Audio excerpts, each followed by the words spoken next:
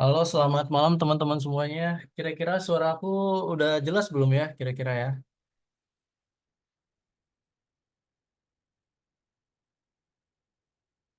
Wildan gimana Will? Aman nggak suara gua?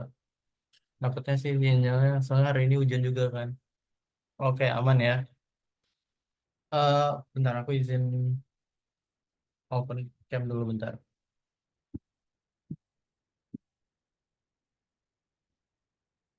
Oke, baik. Nah, oke, kita langsung mulai aja kali ya terkait pembelajaran kali ini. Mungkin sebelum kita mulai pembelajaran hari ini, mungkin aku sedikit ingin memperkenalkan diri terlebih dahulu kali ya. Perkenalkan, nama aku Fazril Harun, biasa dipanggil Fazril. Aku dari jurusan Ilmu Administrasi Niaga angkatan 2023. Dan di sini aku juga sebagai asisten dosen juga dan bakal membimbing kalian lah untuk pembelajaran akuntansi ini. Nah, mungkin sebelum kita masuk ke pembelajarannya, mungkin aku sedikit pengen cerita-cerita sedikit lah, beberapa menit ya. Jujur sebenarnya, oke, oke, sebelum itu mungkin aku sedikit memberikan apa ya, congratulations sih. Eh, aku kasih tahu congratulations kepada kalian semua angkatan 2025 yang sudah keterima di Universitas Indonesia, termasuk yaitu Fakultas Ilmu Administrasi. Dan mungkin bagi kalian juga merasa, wah ini menjadi sebuah apa ya, menjadi sebuah kebanggaan pada diri sini karena udah keterima di sini. Karena jujur memang lumayan sulit juga kalau keterima di universitas ini gitu, apalagi di Universitas Indonesia ya. Dan mungkin aku pengen cerita terkait pengalaman aku di akuntansi ya. Mungkin banyak orang-orang merasa bahwa wah, akuntansi ini pembelajaran yang sulit ya. Soalnya kan memang banyak hitung-hitungan gitu, hitung-hitung uang dan lain-lain. Jadi sebenarnya sejujurnya akuntansi itu nggak sesulit itu guys. Jadi titik masalah ketika kalian menganggap akuntansi itu sulit, itu bakal jadi repot untuk kedepannya gitu. Jadi kalian harus anggap akuntansi ini pembelajaran yang sangat menyenangkan gitu. Nah, mungkin sedikit fun fact juga, kenapa aku lumayan mengerti lah terhadap akuntansi ini. Sejujurnya dulu aku itu padahal nggak tahu apa-apa gitu terkait akuntansi itu seperti apa sih. Kalau kalian tahu juga dulu aku pas masa SMK ya, jadi gue dulu tuh SMK bukan SMA, yang mana SMK aku itu jurusan multimedia, yang mana itu linjur banget lah. Jadi itu jurusan tentang desain foto, desain video dan lain-lain. Jadi nggak ada sangkut paut tentang hitung-hitungan maupun akuntansi gitu. Jadi benar-benar pas masuk UI, pas masuk di kelas pertama akuntansi itu benar-benar dari nol gitu, start dari nol. Dan sampai sekarang, alhamdulillah aku diberikan apa ya, anugerah lah buat bisa membimbing anak-anak atau membimbing mahasiswa untuk belajar akuntansi gitu dengan rasa ingin mau belajar gitu. Nah, mungkin aku langsung start aja untuk pembelajaran hari ini dan aku bakal ajarin gimana sih kita belajar, gimana sih caranya belajar akuntansi yang baik gitu. Mungkin aku izin share screen kali ya.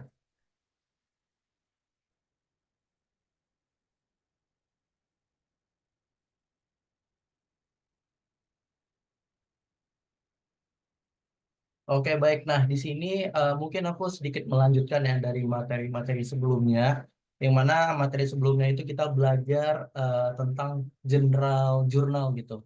Nah, di sini ada beberapa panah yang telah apa ya sebutnya ya. Ini sebutannya itu siklus akuntansi, yang mana kita mengerjakan akuntansi itu secara bertahap gitu dan sifatnya berulang.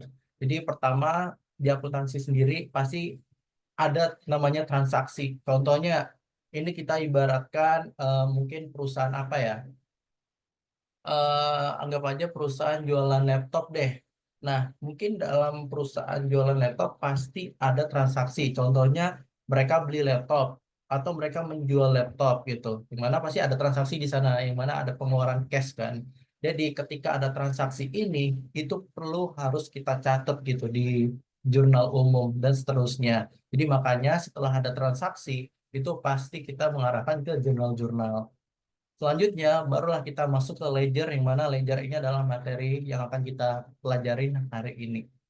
Mungkin sebelum kita masuk ke ledger, mungkin aku sedikit memberitahu gimana sih cara kita mudah untuk memahami akuntansi gitu. Karena jujur akuntansi ini itu adalah apa ya, pembelajarannya itu bersifat menggunakan logika gitu. Kita nggak bisa apa ya, semerta-merta harus menghafal rumus atau menghafal materi atau apa gitu. Karena seluruh materi di akuntansi itu semuanya pakai logika gitu. Jadi kalau misalnya kalian kesulitan dalam memahami akuntansi, berarti kalian tuh belum dapat logika dari permasalahan tersebut gitu. Jadi kalau kalian tahu logikanya, itu bakal mempermudah kalian untuk menyelesaikan suatu persoalan dari akuntansi tersebut gitu. Nah, dari logikanya tersebut itu diakari atau fondasiin oleh persamaan akuntansi. Nah, di sini kita bisa melihat ya, mungkin aku sedikit zoom kali ya. Nah, di sini ini adalah persamaan akuntansi itu sendiri, yaitu adalah aset sama dengan liabilities sama capital. Apa sih fungsi dari persamaan ini gitu? Kenapa harus aset sama dengan liabilities? Kenapa enggak liability sama dengan eh, sama dengan aset sama capital? Kenapa harus bentuknya tuh seperti ini gitu? Nah, jadi ini mungkin menjadi sebuah awal di mana kita melakukan pencatatan di jurnal umum. Jadi setiap eh, apa ya, pencatatan itu memiliki akun-akunnya masing-masing. Contohnya kalau misalnya kita mencatat penjualan, kalau kita menjual suatu barang, otomatis kita sebagai perusahaan pasti kita mendapatkan cash dong, kan kita ngejual nih. Atau mungkin kalau kita ngejualnya secara apa ya sebutannya, piutang gitu, pasti kita dapatnya piutang gitu. Dan yang kita keluarkan itu adalah aset karena kita ngejual barang. Jadi disitulah, jadi seluruh transaksi-transaksi itu semuanya masuk ke dalam persamaan akuntansi ini. Jadi mengapa kita harus memahami persamaan akuntansi ini? Karena seluruh transaksi itu bakal masuk ke persamaan ini. Dan pencatatannya harus kita lebih mengerti gitu, gimana caranya eh, memahami gitu. Soalnya kan orang kadang bingung ya, yang mana sih yang debit, yang mana sih yang kredit, karena kadang mereka tuh juga harus menghafal gitu. Kalau akun-akun yang kayak gini tuh berarti itu debit, akun-akun yang kayak gini tuh berarti kredit. Sebenarnya sejujurnya ada tips singkat untuk kalian tidak perlu untuk menghafalkan hal itu gitu. Jadi yang pasti kalian harus memahami persamaan akuntansi ini. Mungkin kita bedah satu persatu ya. Mungkin dari aset deh. Apa sih itu? Apa sih itu aset? Aset itu adalah sebuah barang yang dimiliki oleh perusahaan. Tapi barangnya itu ada beberapa hal, ada yang fisik, barang fisik, dan juga barang yang buruk, apa ya, barang yang bukan bentuk fisik gitu. Mungkin salah satunya mungkin kita bisa lihat ya. Di sini barang kita yang pertama ada cash, cash itu kan uang. Jadi kan uang itu ada fisiknya gitu. Jadi itu adalah menjadi sebuah aset kita. Terus yang kedua itu ada AR. AR itu kalau dalam bahasa Inggrisnya kepanjangannya itu adalah account receivable, atau dalam bahasa Indonesia itu adalah piutang. Jadi piutang itu tuh maksudnya tuh kayak kita ngejual barang, terus kita udah kasih nih barangnya ke mereka nih, tapi kita belum dapat cash sama sekali. Nah, itu jadi disebutnya piutang itu, gimana mereka bakal menjanjikan bakal membayarkan uangnya pada kita mungkin dalam waktu berapa hari gitu. Jadi itu disebut dengan piutang. Selanjutnya itu ada equipment. Equipment itu berarti peralatan, berarti barang-barang kita lah. Terus selanjutnya ada prepaid. Nah, prepaid itu kayak apa ya sebutannya ya? Wah, kalau prepaid itu, wah gue lupa lagi prepaid itu apa ya. Pokoknya dia kayak apa ya, jasa yang telah dilakukan gitu. Mungkin kita bakal bedah nanti deh. Selanjutnya itu ada mesin, terus ada land, ada vehicle. Jadi mesin itu mesin biasa lah yang kita miliki.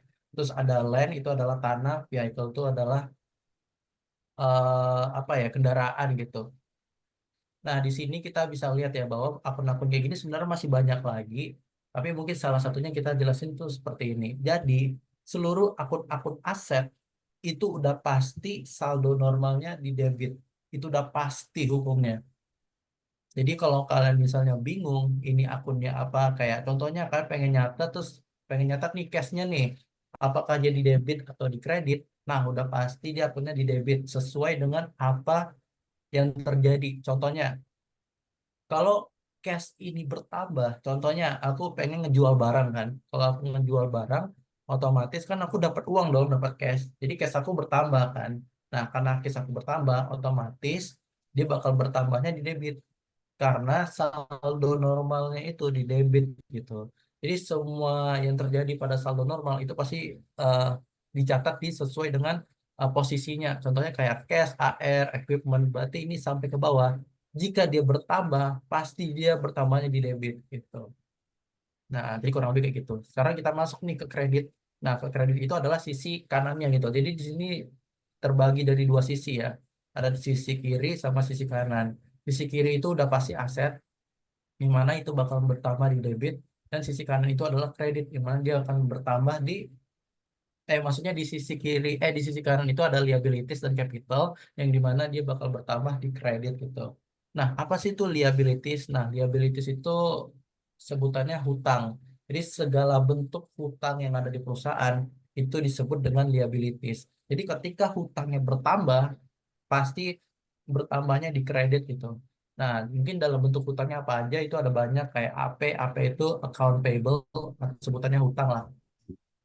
Sisi kedua ada notes payable. Notes payable itu kayak eh,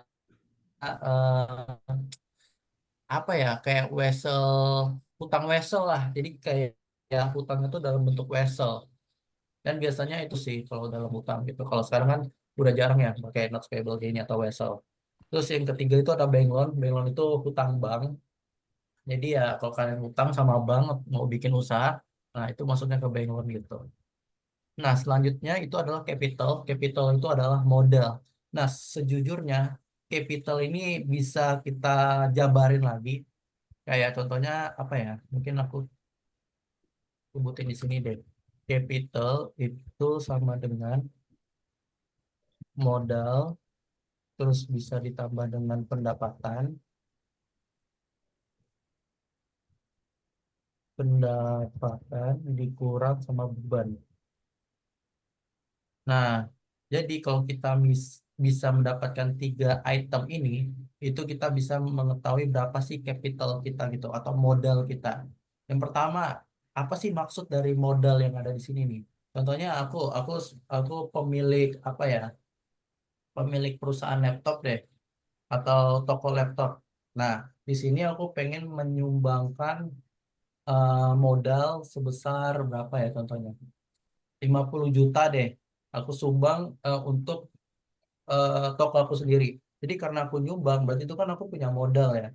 Nah, jadi itu maksudnya ke situ. Nanti dia bakal masuk ke modal eh, si A gitu. Jadi modal si A itu masuk ke capital. Jadi kurang lebih gitu. Atau mungkin aku punya teman di mana dia mau masuk ke perusahaan aku gitu. Terus dia pengen menyumbangkan uang sebesar 10 juta. Nanti dia bakal bertambah nih capitalnya. Yaitu modalnya si B sebesar 10 juta. Jadi kayak gitu. Yang kedua, itu kita menambahkan pendapatan. Pendapatan itu maksudnya apa sih? Nah, pendapatan itu banyak. Bisa aja kayak pendapatan kita jualan apa ya? Jualan laptop atau jualan barang-barang, atau mungkin kita bisa mendapatkan pendapatan dari sewa barang. Contohnya kita ingin sewa barang gitu atau sewa tempat. Terus kita dapat pendapatan nih dari sewa. Nah, itu bisa masuk ke pendapatan atau mungkin pendapatan bunga gitu dan lain-lain lah dari pendapatan tersebut. Selanjutnya itu beban. Beban itu maksudnya itu kalau dalam bahasa Inggris itu sebutannya expense. Jadi itu kayak apa ya? Kayak pengeluaran yang bakal kita keluarkan setiap waktunya gitu. Contohnya, kalau aku punya toko, otomatis toko ini pasti ada bayar uang toko dong. Kalau misalnya aku sewa toko, pasti ada tuh bayar per bulannya. Terus yang kedua, pasti aku bakal bayar listrik dong, ya kan? Yang ketiga juga mungkin bayar wifi, kalau mungkin aku pengen menambahkan wifi gitu kan. Jadi yang mana itu biaya-biaya yang mana harus aku bayarkan gitu setiap bulannya atau setiap waktunya gitu. Jadi itu ada pengeluaran yang membuat kita itu harus kita bayarkan gitu. Nah, itu biasanya disebut dengan beban. Dan ini juga sifatnya mengurangi modal kita. Nah, mengapa sifatnya mengurangkan? Karena kita tahu sendiri bahwa ini itu apa sih namanya? Wait, keluar dulu Kita ya. harus membayarkan uang-uang yang harus kita keluarkan. Contohnya kayak membayar apa? Membayar listrik deh. Kan kita harus ngeluarin uang nih untuk bayar listrik. Ah, otomatis itu bakal mengurangi modal kita. Makanya itu sifatnya itu kita kurangin itu. Jadi makanya dia kayak gini bentuknya. Kadang orang persamaan akuntansi itu bisa aja kayak gini. Ya, aset ditambah dengan apa ya? Expense itu sama dengan lia- liabilities ditambah dengan capital ditambah dengan revenue. Nah, persamaan juga bisa tuh bentuknya seperti ini gitu. Jadi kalau kalian belajar matematika sifat apa ya di materi aljabar, dimana kan kalau minus ini kalau kita pindahkan ke sisi kiri itu kan bakal jadi plus. Jadi makanya bentuknya nanti seperti ini gitu. Aset ditambah expense sama dengan liabilities plus capital plus revenue. Jadi dia bentuknya juga seperti ini. Jadi kurang lebih seperti itu. Oke, mungkin secara langsung kita udah mengerti gimana sih bentuk dari persamaan akuntansi ini. Sekarang kita masuk ke materi kita, yaitu adalah ledger. Nah, apa sih itu ledger gitu? Mungkin dalam bahasa Indonesianya deh. Ledger itu dalam bahasa Indonesianya adalah buku besar. Dan apa sih fungsinya buku besar? Kenapa nggak langsung jurnal-jurnal, langsung aja gitu kita lompat ke trial balance, langsung aja kita lompat ke financial statement gitu. Kenapa harus ledger gitu? Nah, inilah fungsi dari ledger itu sendiri. Itu adalah kita ingin menjaga keakurasian dan lebih merinci dari akuntansi itu tersendiri. Mungkin aku udah sempat research sebenarnya pengertian dari buku besar. Di sini dari kita bisa lihat ya. Buku besar akuntansi atau ledger itu adalah alat yang digunakan untuk mencatat semua transaksi keuangan suatu perusahaan. Ini mencakup segala jenis transaksi, mulai dari pembelian, penjualan, hingga transaksi kas. Buku besar ini menciptakan gambaran rinci. Nah, di sini ada kunci, ada kata kuncinya, itu adalah gambaran rinci. Jadi sebenarnya kita tahu ya, setiap ada transaksi pasti kita bakal catat ke jurnal-jurnal. Jadi bentuk jurnal-jurnal itu kurang lebih itu kayak gini nih.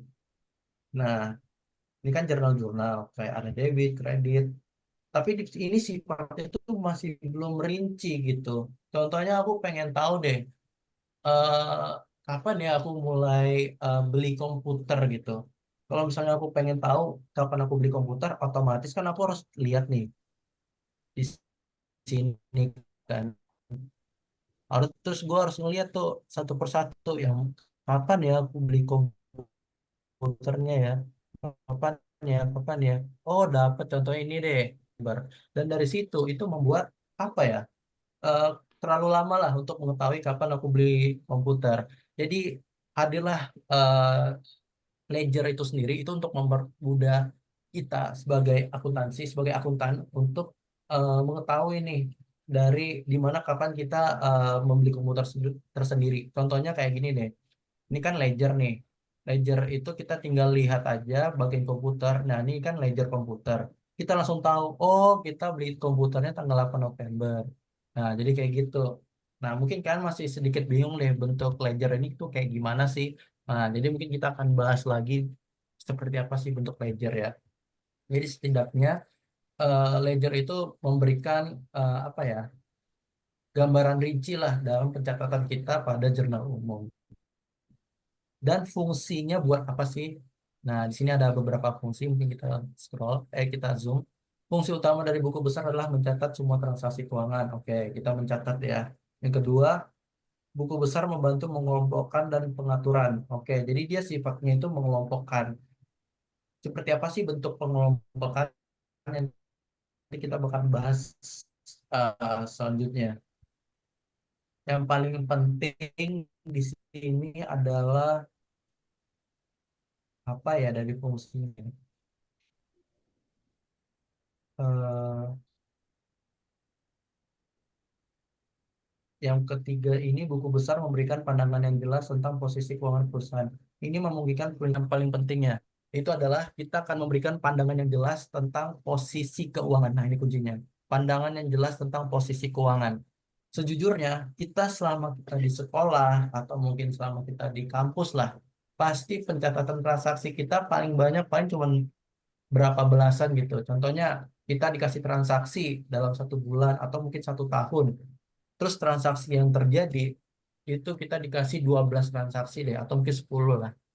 Kalau kalian tahu kalau di dunia asli perusahaan itu 1 bulan aja itu bisa sampai seratusan hingga ribuan transaksi yang terjadi gitu. Contohnya nih, ini transaksi di di bulan November hingga Desember. Kita lihat ya, ini kan jaraknya 2 bulan ya. Tapi transaksi cuma sampai segini gitu. Kalau kalian misalnya kalau kalian kerja di dunia nyata, itu transaksinya itu bisa banyak banget, bisa sampai ratusan gitu, bisa sampai ribuan gitu. Nah, ketika misalnya kalian ada bos nih nanyain ke ke akuntannya atau tanyain ke kalian sebagai akuntan, dia pengen nanyain kira-kira kita kapan ya bayar apa ya contohnya ya, kapan ya kita bayar listrik gitu, soalnya aku pengen bayar listrik kata bosnya, kira-kira kapan, terus kalian juga lupa mau bayar listriknya kapan, otomatis kan tinggal buka jurnal ini kan, pas kalian buka ini kan bingung nih soalnya jurnal tuh banyak banget sampai ribuan, kapan ya bayar listriknya ini. Nah, itulah itu bakal memperlama kalian untuk mencari mencari pengeluaran atau pencatatan kalian gitu. Nah, fungsinya ledger itu untuk mempermudah kalian gitu. Jadi ledger ini bakal mempermudah kalian kapan kan bakal bayar listrik gitu kalau misalnya ditanyakan. Jadi kayak gitu. Itulah fungsinya dari ledger.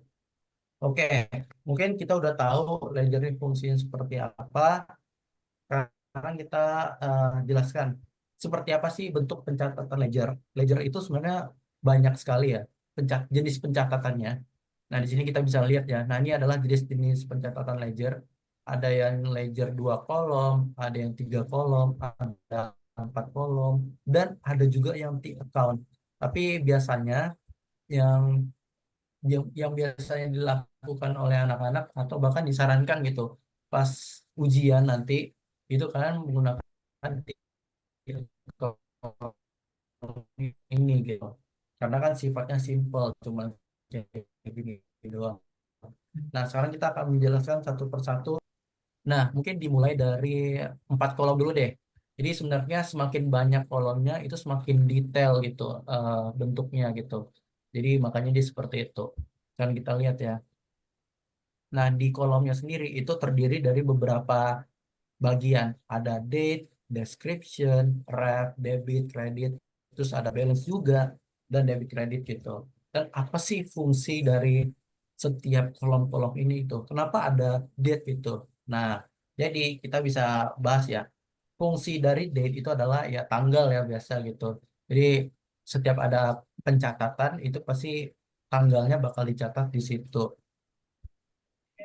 Selanjutnya itu adalah description. Description itu kayak gambaran atau apa ya sebutnya ya. Contohnya, aku aku tanggal 1 Januari itu sempat ada beli komputer, yang mana itu aku bayarnya menggunakan cash. Nah, jadi karena aku beli komputer, otomatis deskripsinya itu adalah ditulis membeli komputer. Nah, jadi kurang lebih kayak gitu. Fungsinya buat apa? Itu untuk memperjelas kalian untuk mengetahui transaksi itu terjadi ngapain sih gitu. Contohnya tanggal 1 Januari kita tulis di sini. Terus kita tulis aja membeli komputer. Oh, berarti ada pembelian komputer nih tanggal 1 Januari. Atau mungkin bayar hutang dalam membeli komputer. Nah, tinggal ditulis aja di description-nya. Itu fungsinya untuk mempermudah kalian untuk mengetahui apa sih yang terjadi pada tanggal tersebut. Terus selanjutnya itu ada ref. Ref itu kayak kode dari setiap akun. Jadi akun-akun itu memiliki kodenya masing-masing. Mungkin bakal kita jelaskan terkait kode itu nanti ya. Mungkin kita akan bahas ini dulu kan. Terus itu ada selanjutnya itu ada debit sama kredit. Nah, apa sih itu debit apa kredit gitu? Nah, jadi setiap akun itu kan memiliki saldo normalnya masing-masing. Contohnya aku pengen menjelaskan cash. Nah, cash ini kan saldo normalnya tuh di debit. Nah, jadi setiap ada penambahan cash, udah pasti nambahnya di debit. Pasti. Kalau misalnya ada pengeluaran cash kayak mungkin membeli barang, kalau beli barang kan keluarin cash tuh, kita keluarin uangnya gitu. Otomatis dia bakal bertambah di kredit. Nanti bakal ada tuh di kredit. Selanjutnya itu di balance, balance-nya ya ini tuh kayak sifatnya kayak saldo normal lah. Misalnya kalau kalian saldo normal, kalau cash ini kan saldo normalnya di debit. Nanti balance-nya itu bakal kita isi di debit semua. Kayak gitu. Nanti untuk informasi lebih lanjutnya kita coba lihat di latihan soal kali ya. Nah, jadi kurang lebih bentuknya itu seperti itu. Jadi dia lebih lengkap sifatnya kalau di 4 kolom. Nah, selanjutnya ke 3 kolom. Nah, kalau di 3 kolom itu ada beberapa hal yang dihilangkan, yaitu adalah di bagian balance-nya. Karena di bagian 4 kolom itu kan balance-nya itu ada debit sama kredit. Tetapi di 3 kolom itu debit kreditnya nggak ada. Langsung aja kita satuin gitu. Nah, seperti biasa tanggal ya kita tulis aja tanggal transaksinya, deskripsinya apa, kodenya apa, apakah dia saldo normalnya di debit atau di kredit, tinggal kita balancein gitu. Nah, kurang lebih gitu. Untuk 2 kolom, nah yang 2 kolom tuh yang bagian hilangnya itu adalah balance-nya. Jadi balance-nya itu apa ya? Hilang lah kalau di 2 kolom. Biasanya di 2 kolom ini itu balance-nya itu diletakin di bawah, kayak setelah transaksi gitu. Contohnya eh, pada 1 tahun ini itu berakhir di kolom kedua ini deh. Nanti di bawah ini bakal ada balance nih. Nah, nanti kita tinggal balance-kan aja antara debit sama kredit. Itu tujuannya untuk mengetahui apakah ini tuh udah sesuai atau belum. Nah, gitu. Mungkin untuk lebih jelasnya ntar kita coba latihan soal ya. Yang pasti ini adalah gambaran umum bentuknya. Jadi kurang lebih seperti itu. Nah, di sini ada lagi nih di account sebutnya. Nah, ini tuh sifatnya tuh simple banget gitu. Jadi itu kan tinggal buat huruf T kayak gini kayak misalnya ya kayak huruf T ini ada garis ke sini ada garis juga ke bawah. Nah makanya dia disebut dengan T account gitu. Dan T account ini sifatnya tuh sama ada debit sama kredit gitu. Makanya kayak debitnya itu di bagian kiri seperti biasa di sini debitnya bagian kiri terus ada kreditnya di bagian kanan. Nah jadi kurang lebih kayak gitu. Jadi sifatnya lebih simpel lah bentuk dari T account ini. Nah, jadi kurang lebih seperti itu untuk jenis-jenis dari ledger itu sendiri. Nah, mungkin kita lihat dari contoh soal kali ya. Mungkin kalian di antara kalian mungkin masih bingung nih, gimana sih kita aplikasikan ledger ini ke dalam akuntansi. Nah, mungkin kita lihat di soalnya langsung deh. Oke, di sini kita bisa melihat di sini kita ada soal. Mungkin soalnya tuh yang ini ya. Nah, ini soalnya nih. Nah, di sini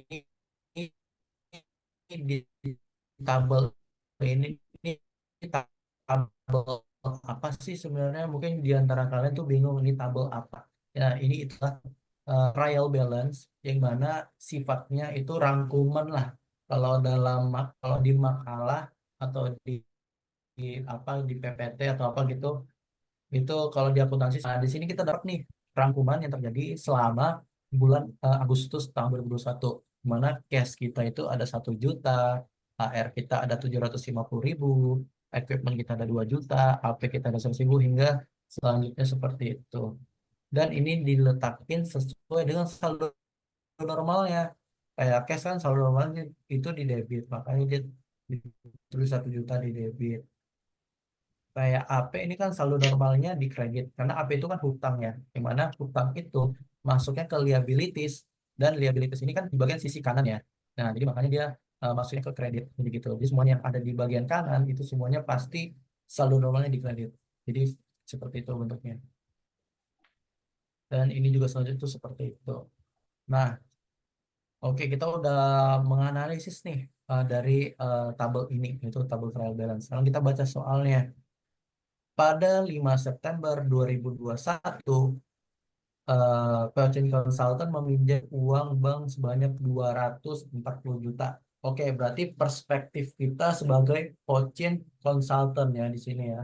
Terus kita sebagai Pocin Consultant, kita meminjam uang nih di bank sebesar 240 juta. Oke, berarti kita dapat uang dong, karena kita minjam uang kan. Terus setelahnya itu akan dibayarkan selama 4 tahun. Oke, berarti kita minjam uang nih 240 juta, terus kita bayarkan selama 4 tahun dan dibayarkan setiap tanggal 5. Oke, berarti setiap tanggal 5 itu kita bayarkan eh, angsuran hutangnya gitu. Berarti kita bayarkan setiap bulan dan jatuh temponya itu 4 tahun. Jadi kurang lebih gitu maksud dari soalnya. Terus bunga yang ditetapkan 6%. Nah, ya kalian tahu lah ya, setiap ada peminjaman pasti ada bunga gitu. Kayak contohnya aku meminjamkan uang, otomatis aku dapat bunga dong. Dan atau misalnya aku minjam uang nih, berarti aku ngutang kan. Berarti aku ada kewajiban untuk bayar bunga gitu. Jadi makanya di sini ada bunga.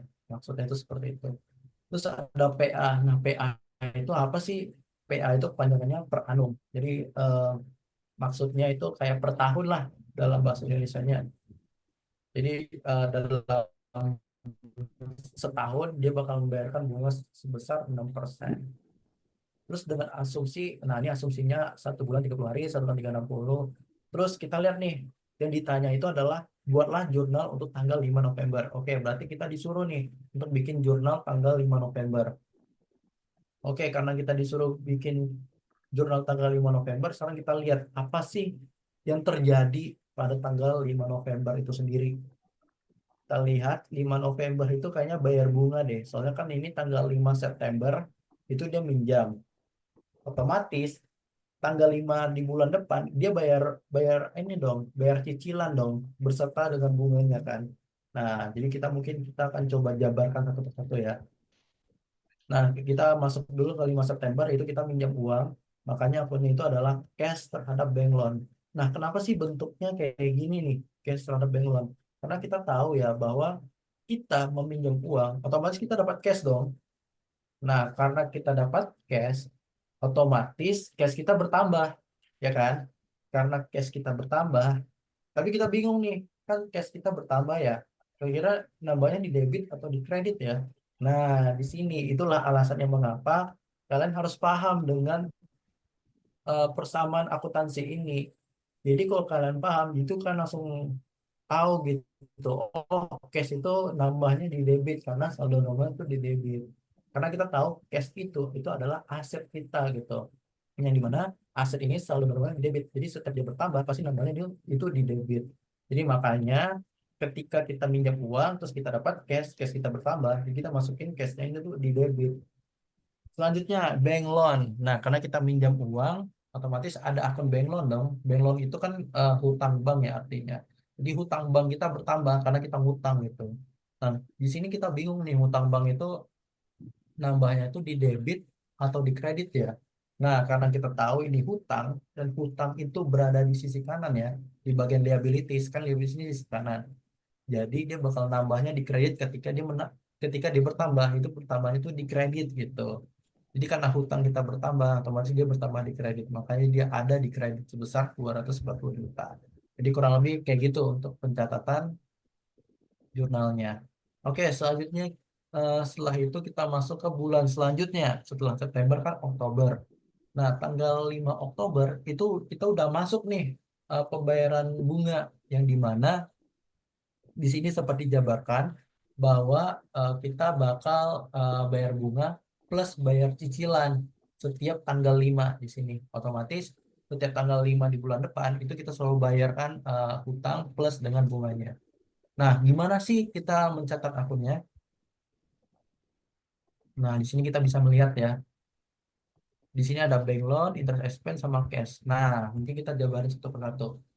Bank loan itu adalah hutang bank. Nah, nah, kenapa ada akun bank loan? Karena kita tahu ya bahwa kita kan bayar hutang.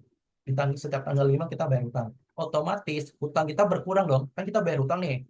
Hutang kita berkurang dong. Nah, karena hutang kita berkurang, otomatis dia bakal diletakin di debit. Jadi kayak gini kan saldo normal hutang itu di kredit. Ketika dia bertambah itu di kredit. Otomatis kalau dia berkurang, kurangnya di debit dong, ya kan? Kan tambah di kredit, kurangnya berarti di debit. Jadi karena hutang bank kita berkurang, maka dia ada di debit. Gitu. Selanjutnya itu adalah interest expense. Itu adalah beban. Nah, beban ini kan kita tahu ya, kita ada beban bunga yang harus kita bayarkan karena kita minjem uang gitu. Jadi ada bunga yang harus kita bayarkan. Itu sifatnya wajib setiap bulan. makanya dia bertambah di debit. Nah, kenapa dia nambahnya di debit sih? Padahal kan dia beban ya, bukan namanya di kredit. Nah, kita lihat dari persamaan ini, kita nggak tahu yang mana yang namanya beban. Kita lihat deh, di capital ini, itu ada beban nih di sini nih. Nih, kita lihat ya. Padahal dia di kredit loh. Kenapa dia nulisnya di debit gitu bertambahnya? Nah, itulah mengapa kita perlu jabarin lebih detail lagi. Karena beban ini sifatnya tuh mengurangin si capital. Makanya muncullah persamaan akuntansi yang lebih lengkapnya lagi. Nah, yaitu adalah aset ditambah expense sama dengan liabilities plus capital plus revenue.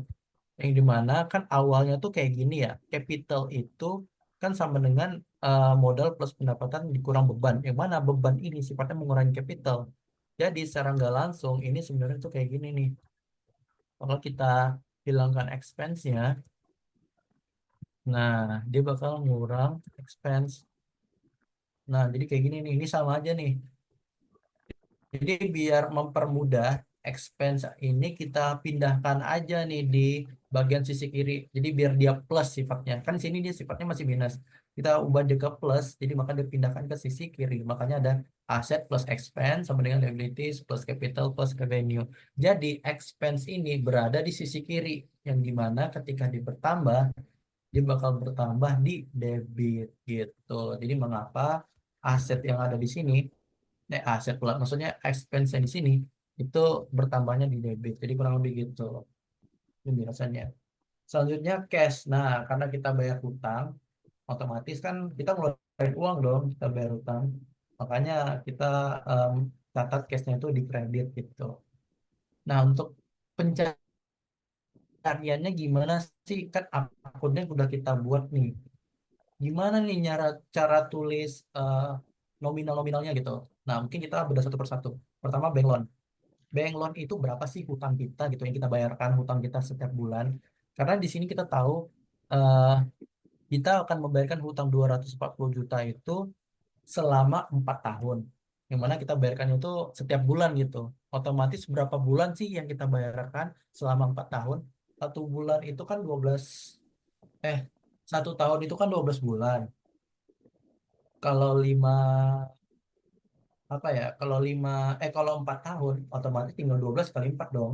12 kali 4 berapa tuh? 48 ya, berarti kita ada 48 bulan yang harus kita bayarkan. Kira-kira per bulannya berapa sih? Ya tinggal dibagi aja dong. 240 juta dibagi 48 bulan. Kalau kita bagikan dapat tuh berapa per bulannya. Atau mungkin bisa pakai rumus kayak gini. 240 juta per 4 kali 12. 4 kali 12 kan 48. Ketika kita menghasilkan ini dapatlah 5 juta. Berarti per bulannya kita bayar 5 juta. Oke, kita udah tahu hutang per bulan kita itu kita bakal bayarkan 5 juta. Sekarang kita akan menghitung nih gimana caranya kita bayar bunganya gitu. Karena dia ngasih tahu per tahunnya itu 6%. Nah, gimana cara ketahuinya? Oke, cara carinya itu adalah kayak gini. 6% dikali 30 per 360 dikali 240 juta. Nah, mengapa sih kita eh, kalikan dengan 30 per 360 gitu? Kenapa nggak langsung aja 6% kali 240 juta? Nah, di sini kita harus memperhatikan lagi nih soalnya bahwa 6% itu adalah per annum atau per tahun. Jadi setiap tahun itu 6%. Nah, karena kita bayarkannya tiap bulan, otomatis kita nggak bisa pakai 6% ini dong, gitu. Jadi gimana caranya kita tetap bisa menggunakan 6%? Kita harus menggunakan 30 per 360. Karena 30 itu adalah sebulannya, 360 itu adalah tahunnya gitu. Jadi kita dapat ketahui 6% dalam waktu satu bulan itu berapa. Tinggal kita kalikan dengan ini. Terus kita baru kalikan dengan 240 juta. Tinggal kita kalikan, dapat nih, oh per bulannya kita perlu kita bayarkan 1.200.000. Maka total hutang per bulan yang harus kita bayarkan itu sebesar 6.200.000. Tanggal 5 November. Nah, 5 November sama guys sebenarnya. Jadi setiap bulan pembayaran bunga itu bakal sama gitu. Nggak ada beda-bedanya. Kurang lebih seperti itu. Nah, di sini mungkin ada penjelasan lanjutan. ya, yang mana mungkin ada beberapa perusahaan atau mungkin soal lah, yang mana dia harus membayarkan bunganya itu setiap atau dari saldo hutang. Nah, sini misalnya nih, misalnya itu kayak apa ya? Kasus tambahan lah, yang mana bunga itu dibayarkan setiap saldo hutang. Maksudnya gimana sih? Nah, karena kita tahu ya, biasanya di sini kita kalau bayar bunga setiap bulan 6.200.000 dong. Jadi kalau tanggal 5 Oktober 6.200.000, 5 November pasti 6.200.000 terus gitu. Jadi kita bayar 6.200.000 terus selama 4 tahun. Tapi ini ada kasus tambahan yang mana bunganya itu selalu berubah karena dia dihitung berdasarkan apa ya, pembayaran bunga gitu. Nah, kita lihat deh. Kita mungkin bahas secara singkat aja ya. 5 Oktober kita udah bahas tadi di awal bahwa tadi pembayaran kita kan 6.200.000. Di bulan selanjutnya kita bayarnya 6.175.000 gitu. Nah, kok beda ya? Nah, karena di sini letak perbedaannya itu dari bayar bunganya. Bayar bunganya itu beda gitu tiap tahunnya, tiap bulannya. Bulan Oktober itu 1.200.000. Bulan November 1,175. Bulan Desember tuh 1.150. Jadi beda gitu. Letak perbedaannya tuh dari mana sih? Dari hutang kita. Kan hutang kita pertama 240 juta. Makanya kita nulis nih di sini 240 juta. Yang kedua, di bulan selanjutnya hutang kita udah menjadi 235. Kenapa? Karena udah kita kurangkan gitu. Karena waktu bulan lalu kita udah bayarkan nih hutangnya sebesar 5 juta ini. Jadi otomatis hutang kita berkurang dong, 235 udah nggak 240. Makanya nanti perkalian itu berubah. Jadi kayak 6% kali 30 per 360 dikali 235. Karena udah berkurang 5 juta di pembayaran hutang di bulan sebelumnya. Gitu. Oke, ada yang nanya nih. Kak, izin bertanya apakah 30 per 360-nya bisa langsung diganti dengan 1/12? Apa harus dipakai 30 per 360? Oke, ini pertanyaan menarik nih. Boleh, itu boleh banget ya. Karena kalau misalnya kita lebih menyederhanakan lagi di sifat matematika ya. Ini kan bisa ya, tinggal kita bagi 30 aja gitu. Otomatis kan jadi 1/12 kan. Nah, itu bisa banget 1/12. Jadi bisa pakai kayak gitu. Terkadang mungkin aku sedikit jelaskan ya, bahwa kebijakan setiap perusahaan itu beda-beda. Ada yang ingin mencatatkan bunganya itu berdasarkan satu bulan itu 30 hari. Kan kalian tahu ya, setiap bulan tuh pasal 28 gitu. Nah, jadi kadang biar perusahaan gak ribet, dia maunya menetapkannya satu bulan 30 aja deh. Makanya dia bikinnya kayak gini. Cuman terkadang ada beberapa perusahaan dia menetapkannya satu bulannya itu sesuai dengan tanggal kalender. Nah, jadi anggap aja deh kalau misalnya contoh kasus soalnya dia pakai tanggal kalender. Anggap aja ini bulan Oktober. Oktober itu tanggal 31 per setahunnya 360 deh. Nah, otomatis kan kita nggak bisa ya membagikan ini kayak 1/12. Jadi oleh karena itu kita perlu menggunakan 31/360 nih untuk perhitungan ketika soal itu atau perusahaan tersebut dia mau eh, apa ya, pembayar bunganya itu sesuai dengan tanggal kalender. Karena kita lihat ya dari soal ini itu asumsinya satu bulan 30 hari, satu tahun 360. Berarti dapat kita asumsikan bahwa Pochin Consultant dia maunya bayar bunganya sesuai dengan eh, kriteria ini gitu. Jadi kalau misalnya ada soal ngomongnya pembayaran bunga ini ditentukan berdasarkan tanggal kalender. Nah, otomatis karena harus menghitung nih bulan Oktober itu bulan berapa hari sih gitu. Jadi kan nggak bisa kayak harus disederhanakan gitu. Dia harus pakai kayak gini gitu. Tapi karena ini kebetulan tanggalnya enak, disederhanakan itu bisa jadi 1/12 gitu sih.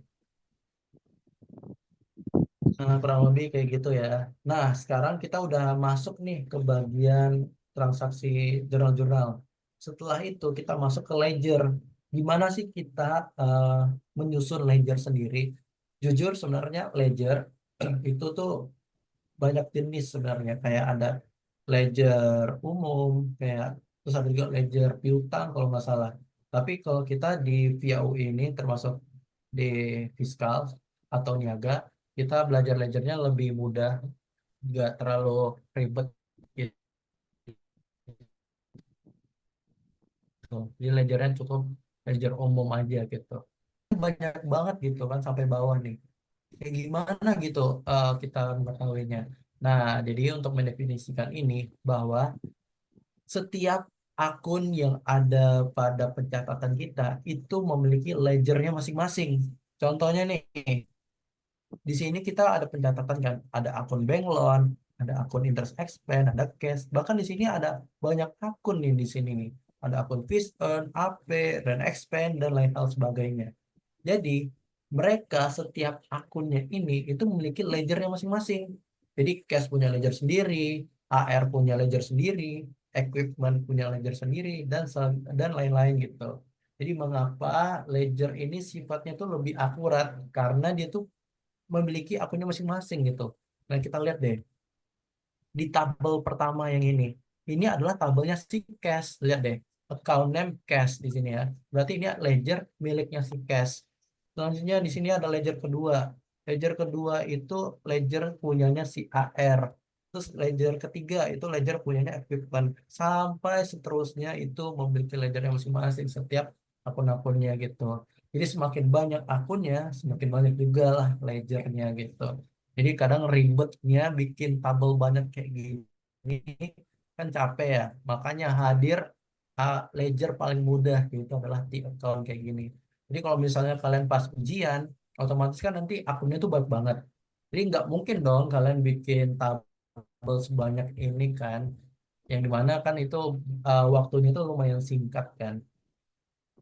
Jadi untuk mempermudah kalian, dosen menyarankan menggunakan ledger di account ini gitu untuk apa ya pencatatannya. Jadi untuk biar lebih simpel lah, kayak ini ledgernya si aset nih, lihat cuma segini doang kan. Ini ledger liabilities nih. Nah, jadi gitu. Oke, jadi kalau kita udah tahu nih ledgernya gimana. Sekarang gimana nih cara kita mencatatnya nih? Di sini kan ada pencatatan nih. Gimana nih cara nyatatnya? Nah, cara mencatatnya kita harus menganalisis setiap transaksinya gitu. Contohnya, kita mulai di tanggal 5 September deh. Kita ada transaksi bahwa ada cash sama bank loan. Berarti ini ada bayar, ada minjam uang lah, karena ada cash di debit. Berarti kita nambah uang kan. Oke, otomatis kita butuh dua ledger nih untuk mengisi eh, dua akun ini. Karena kan yang kita pakai cash sama bank loan, otomatis kita butuh dua ledger kan. Berarti makanya kita buat nih, di sini ada ledger cash, otomatis kita ada ledger bank loan juga nih. Kita lihat ya mana ya ledger bank loan. Nah ini dia. Ini adalah ledgernya bank loan. Oke, kita udah punya nih dua ledger. Sekarang gimana nih cara ngisinya nih? Kita lihat ya dari cash. Kita tahu bahwa cash kita bertambah sebesar 240 juta di debit. Maka tinggal kita tulis saja di ledger khusus cash. Ini khusus cash ya, yang bagian sini. Nah, di sini kita tambahkan, di sini ada 1 September ya, beginning balance. Oh, sorry, sorry, sorry. Nah, di sini mungkin sebelum kalian mencatat ledger, ada beberapa hal yang harus diperhatikan bahwa kalian harus bikin dulu beginning balance-nya atau sebutannya saldo awal lah pada cash ini. Dapatnya dari mana? Dapatnya itu dari sini. Nah, ini adalah trial balance. Dan di sini dia ngasih tahu bahwa uang kita selama bulan Agustus itu ada 1 juta loh gitu. Jadi makanya kita tulis di sini ada tanggal 1 September di beginning balance-nya itu sebesar 1 juta, debit 1 juta di situ. Nah, langsung aja kita masukin balance-nya 1 juta. Karena kan saldo normalnya di debit. Otomatis nanti pencatatan semuanya di debit gitu. Oke, selanjutnya tadi yang tanggal 5 September ada cash nih nambah nih di debit karena kita minjam uang. Makanya di sini ada 5 September bank loan with interest rate. Nah, berarti ini peminjaman uang dengan eh, bunga sebesar 6% gitu. Sebesar berapa? Sebesar 240 juta. Karena kita kan minjam uangnya 240 juta. Dan di sini juga dia ngasih tahu cash kita bertambah 240 juta gitu. Jadi makanya kita tulis di sini sebesar 240 juta. Selanjutnya baru kita tinggal langsung kita balancekan di debit. sebesar 241. Jadi di sini kita tinggal tambahkan aja 240 ditambah satu sebesar 241. Makanya di sini ditulis 241 gitu. Selanjutnya cash.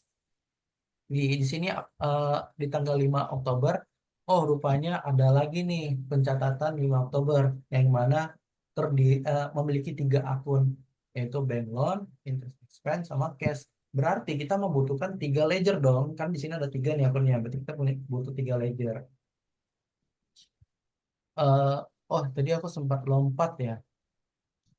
Gue belum jelaskan terkait ledgernya bank loan sih. Nah, mungkin gue bahas lagi ya. Kan di sini tadi kita baru nyatet cash nih. Jangan lupa di sini kan ada bank loan. Jadi kita harus catat juga nih di ledgernya bank loan.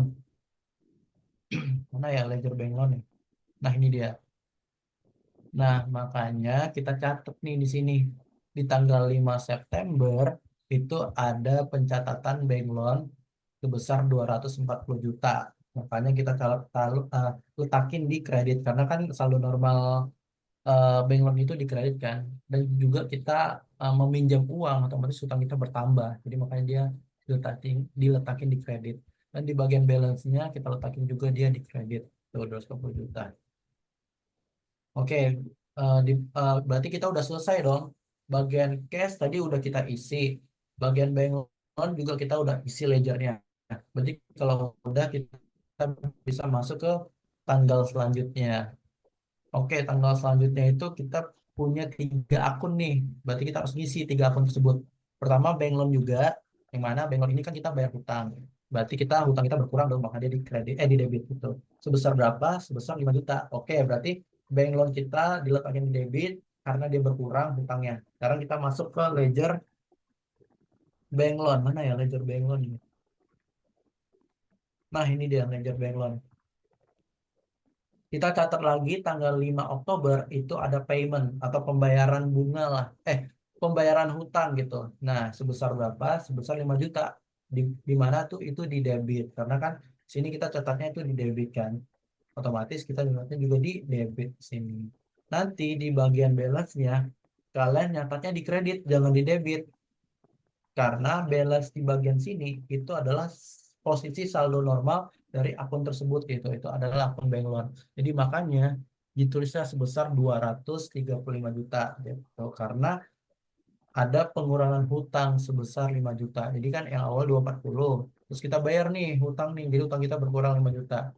Makanya 235 gitu.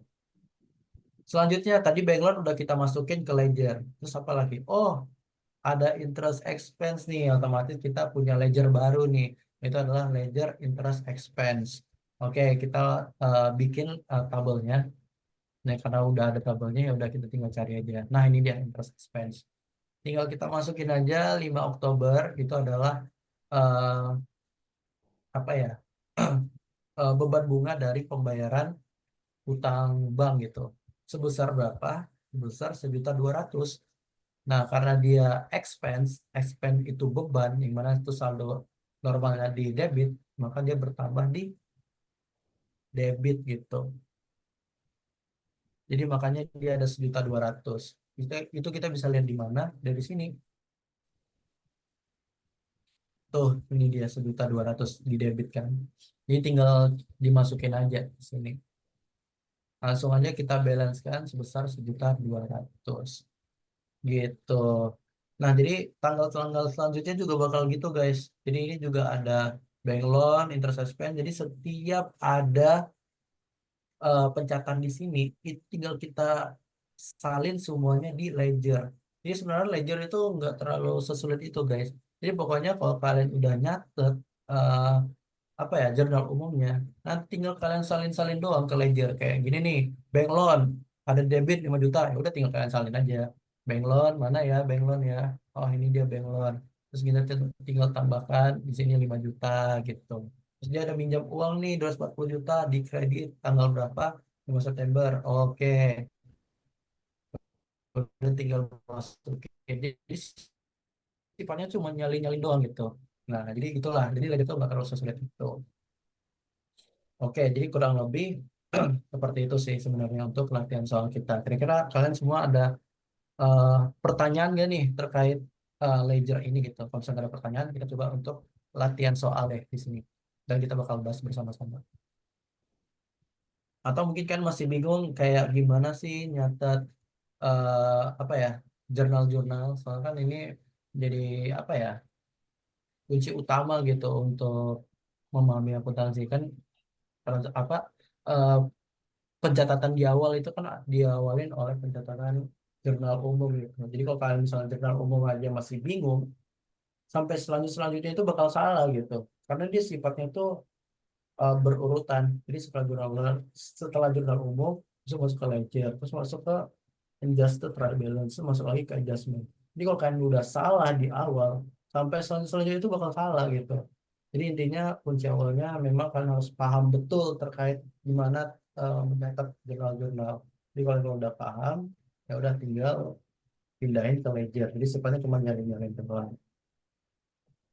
Oke, kalau misalnya nggak ada pertanyaan, kita coba untuk latihan soal kali ya. Ntar kalau misalnya kalian ada pertanyaan, tinggal eh, chat di komen aja. Atau mungkin kalau kalian mau apa namanya, kalau kalian mau tanya bisa komik juga boleh gitu. Oke, kita coba untuk latihan soal. Nah, jadi ini adalah soal yang bakal kita bahas. Yang mana mungkin ini bakal digunakan juga nanti pas kalian udah masuk ke kelas akuntansi gitu. Di sini kita bisa melihat bahwa di soal ini kita baca secara perlahan kali ya. Rosi membuka usaha jasa konsultan keuangan. Namanya MJ Consultant pada tanggal 1 Januari. Oke, berarti posisinya si Rosi itu buka usaha nih jasa konsultan. Terus dia bukanya tanggal 1 Januari 2018. Oke. Terus dia juga prodi keuangan itu ditetapkan 1 Januari hingga 31 Desember gitu. Oke, berarti di pencatatannya itu rentang segitulah.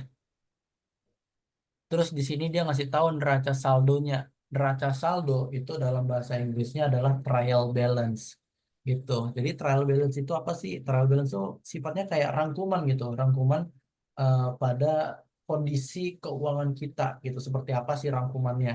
Nah, sinilah tabel ini. Dan dikasih lihat bahwa kita memiliki kas sebesar 65 juta. Terus kita punya piutang itu 7,5. Terus kita punya komputer juga nih sebesar 16 juta. Hingga selanjutnya sampai bawah.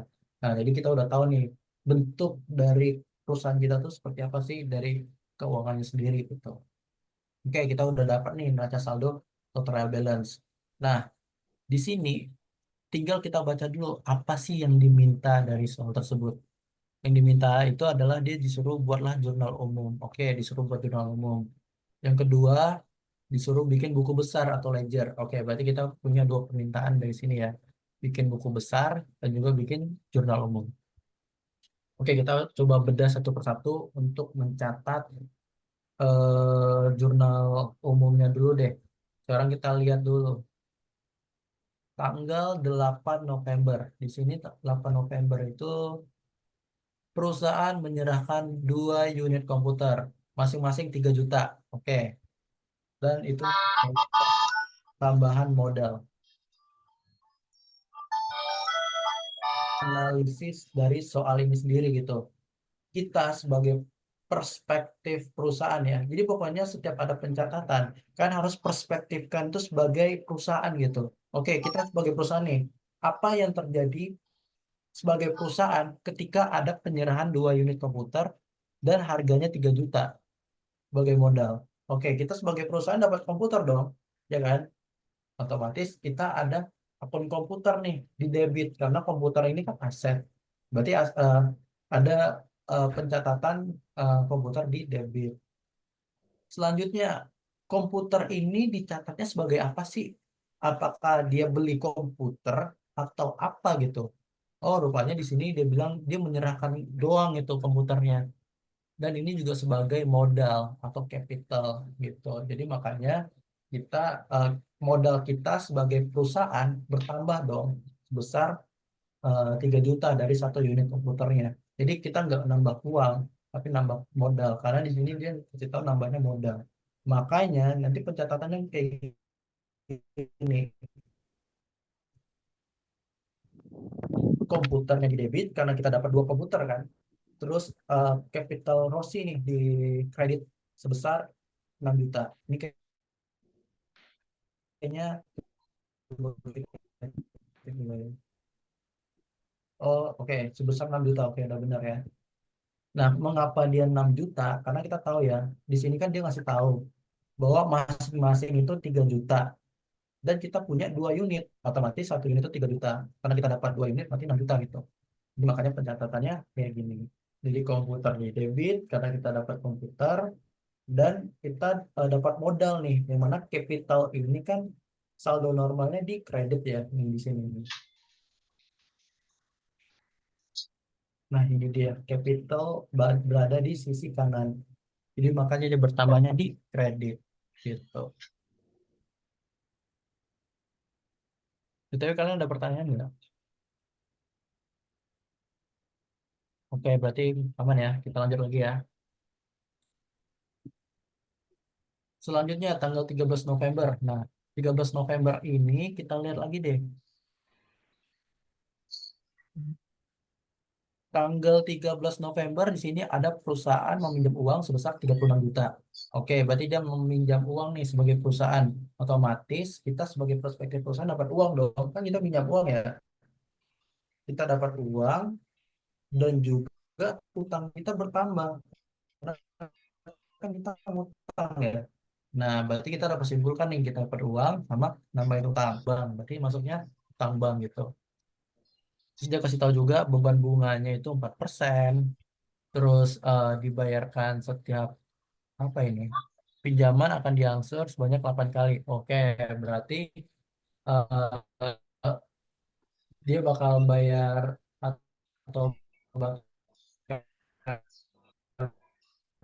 bayar angsurannya itu sebanyak 8 kali gitu.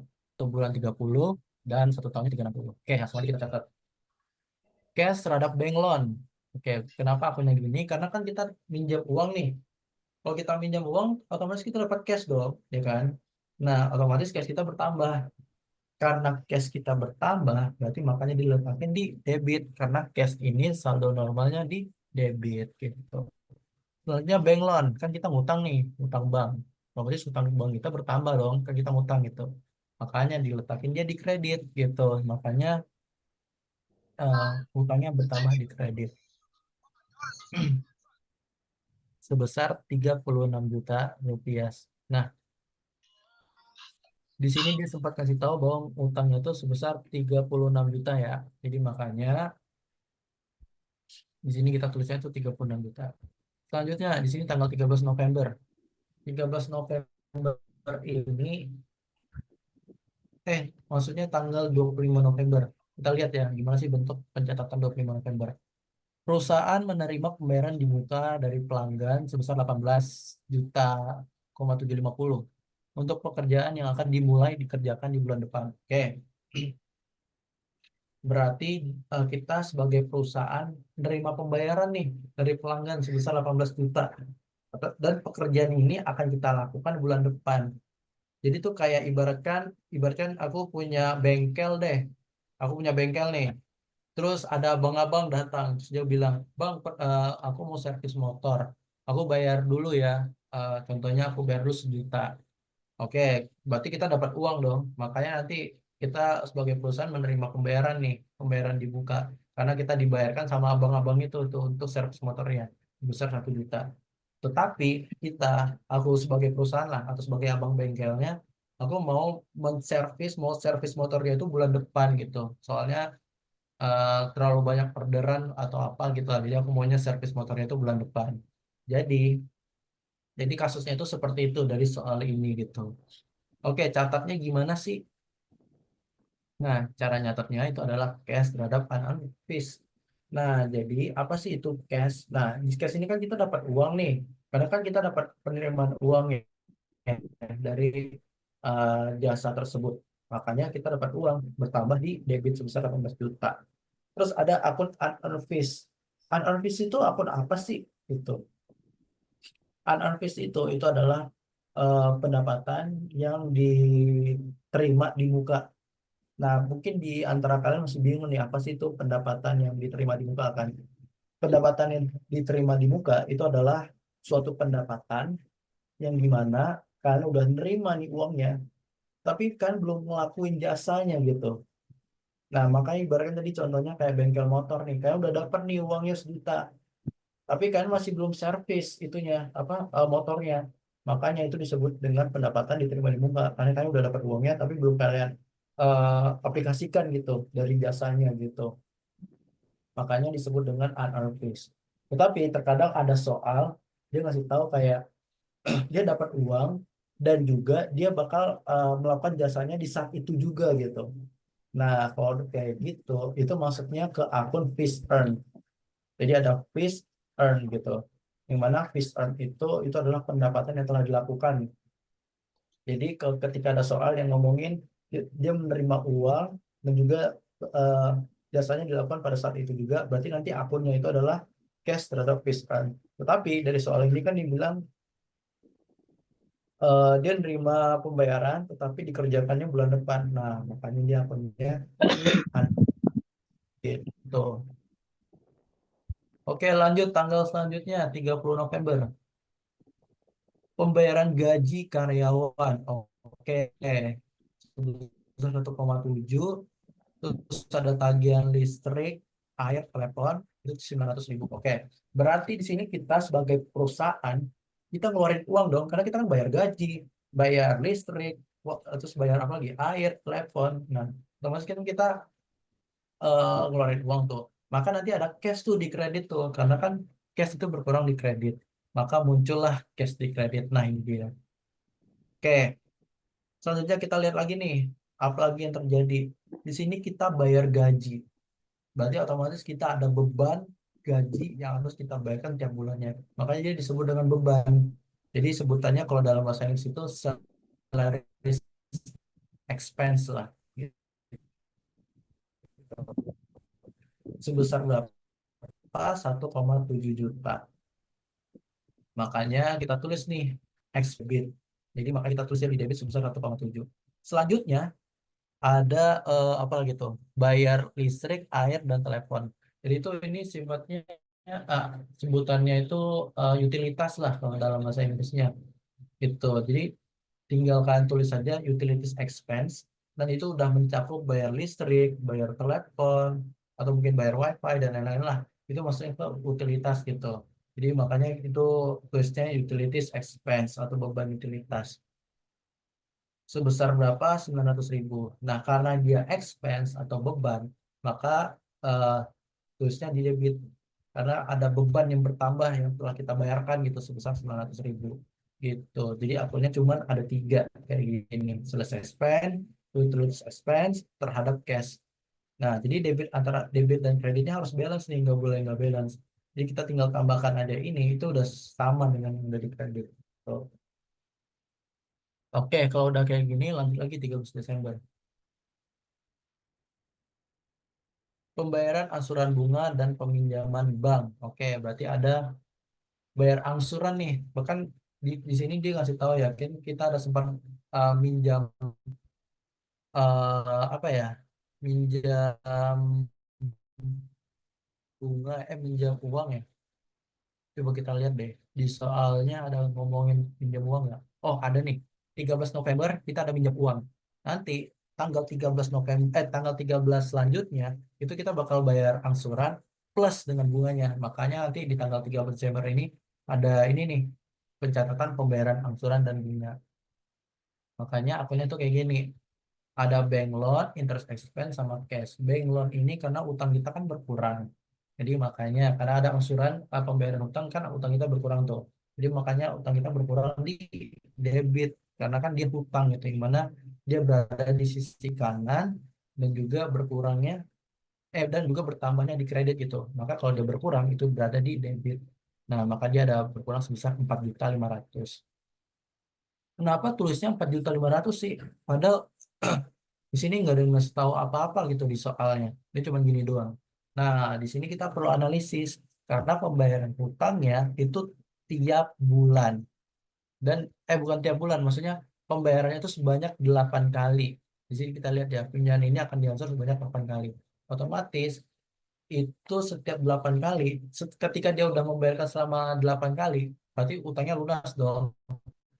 Tapi kita harus perlu tahu berapa kali, berapa harga yang dibayarkan dari utang tersebut gitu.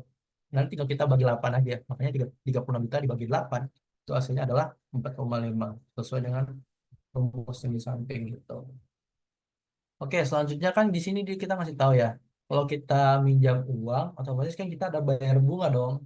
Karena kita bayar bunga, kita harus perlu tahu gimana caranya kita ngitung bunga gitu. Di sini kita dikasih tahu bahwa per tahun itu 4% bunganya.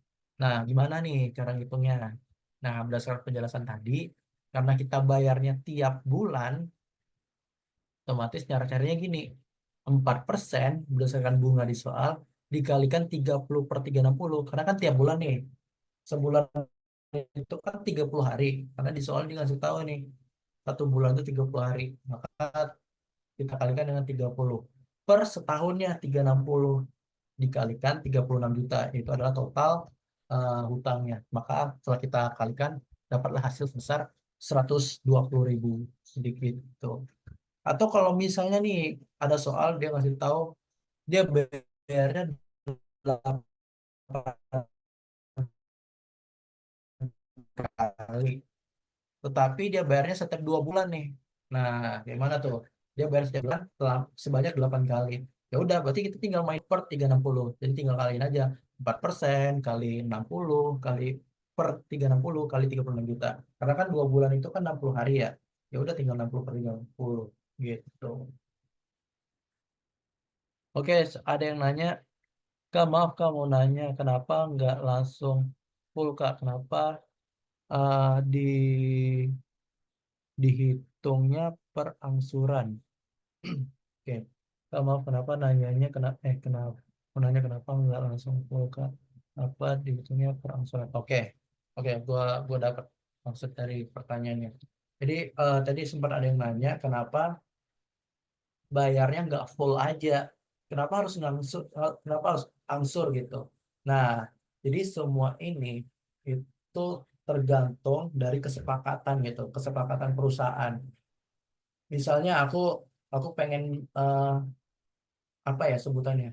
Mungkin gini deh, aku pengen beli HP di Shopee gitu kan. Tapi aku nggak sanggup untuk bayar sekali. Kayak bulan depan nih aku langsung bayar full. Nggak sanggup aku gitu. Aku maunya cicil selama 12 bulan. Nah, kan biasanya ada tuh cicilan 3 bulan, cicilan 6 bulan, cicilan 2 bulan gitu. Jadi berdasarkan kesepakatan aku mau membeli eh, HP ini dengan cicil 12 bulan. Nah, dengan pencicilan ini aku harus bayar nih setiap bulan itu segini loh, setiap bulan itu segini loh. Nah, jadi kayak gitu. Jadi sebenarnya kenapa nggak kita bayarnya secara full? Karena ini semua berdasarkan kesepakatan. Sekarang kita baca dulu deh soalnya. Kira-kira perusahaan ini kesepakatannya gimana sih? Apakah dia mau bayar secara full atau bayarnya setiap angsur atau ada angsuran gitu? Di sini kan ada soal dia ngasih tahu ya bahwa pinjaman ini itu diangsur sebanyak 8 kali. Nah, di sini udah ada tertera bahwa pinjaman ini kita harus angsur sebanyak 8 kali gitu. Jadi kita nggak bisa bayar hutangnya langsung jebret lunas gitu. Karena perlu kita angsur terus gitu setiap tiap bulannya gitu. Jadi kurang lebih kayak gitu. Makanya nanti setiap tanggal 13 harus kita angsur terus gitu. Ini kan 13 Desember. Nanti tanggal 13 Januari pasti ada lagi nih akun kayak gini nih. Karena perlu kita angsur kan gitu tiap tanggal 13-nya sebanyak 8 kali. Jadi kayak gitu. Oke, ada yang nanya lagi. Berarti pembayaran di muka kalau bertambah masuk ke kredit ya Kak, seperti pendapatan. Pembayaran di muka. Oke. Pembayaran di muka itu maksudnya kan unfished. Unfished itu, kalau ini mungkin aku sedikit ngasih tahu ya. Unfished itu sebenarnya hutang guys. Hutang apa? Hutang itu banyak ya. Hutang itu nggak melulu pada cash doang. Kayak aku punya hutang nih. Berarti aku ada hutang cash itu nggak hanya itu doang.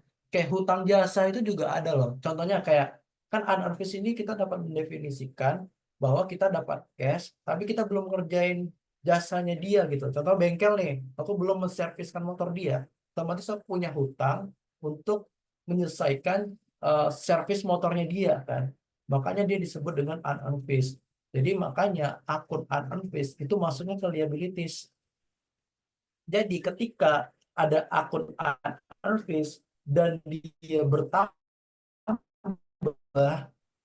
itu maka dia nambahnya di kredit karena dimasukkan ke liabilities. Tuh, unservice. Gitu. Jadi unservice itu hutang, tapi hutangnya itu bukan dalam bentuk cash. Hutang itu dalam bentuk jasa gitu. Kurang lebih gitu, guys. Jadi makanya ketika ada jasa yang belum dilakukan, itu dia bakal bertambah di kredit gitu. Oke, makasih Kak. Berarti yang dicatat tapi cuman pas lunas ya Kak. Ya benar. Jadi kita catatnya pas lunas aja.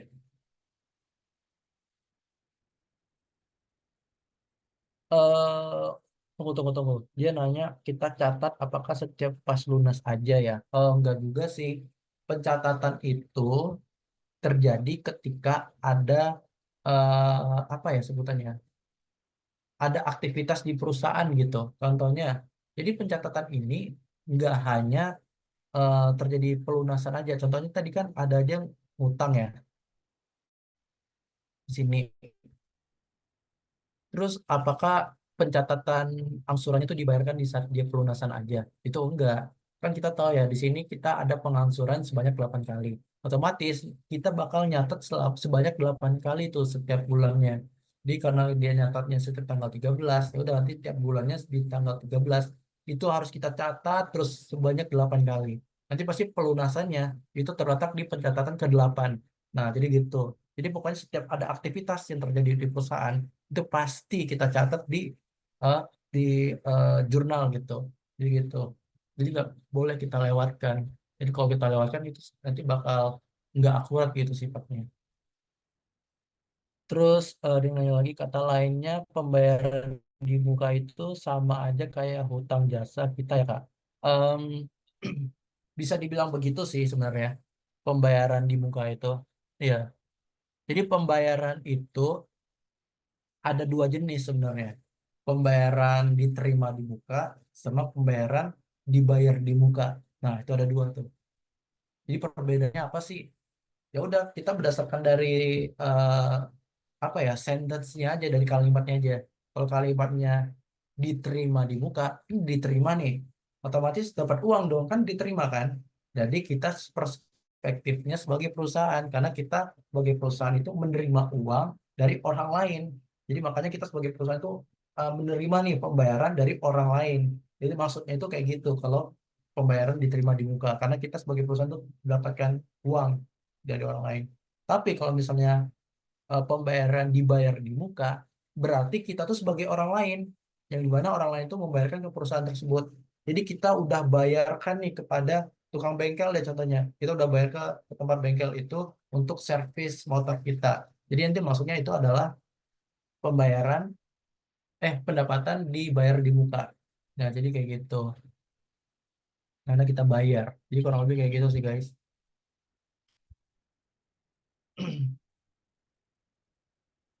Oke, kira-kira apakah ada pertanyaan lagi?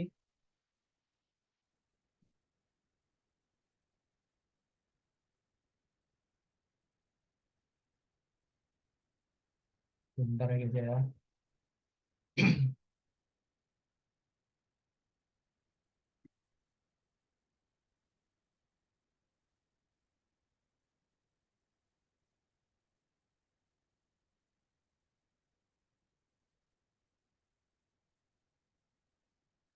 Oke, kita lanjut lagi.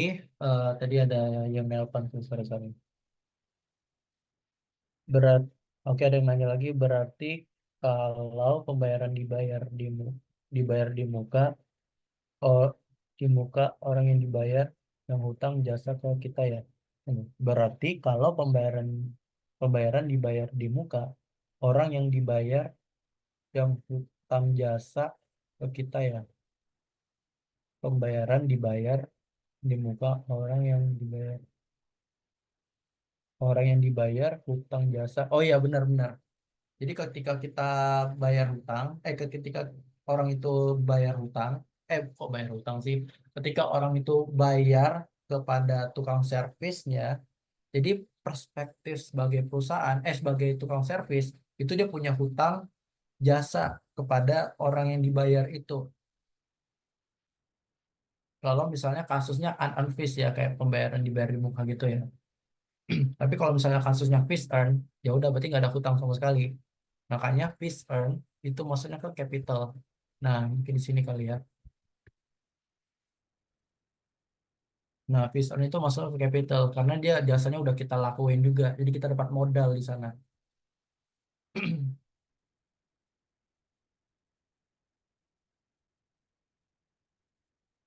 Nah, jadi kurang lebih gitu guys. Oke, kita lanjut dulu lah ya. Daripada kelamaan ya. Tadi udah tanggal berapa sih?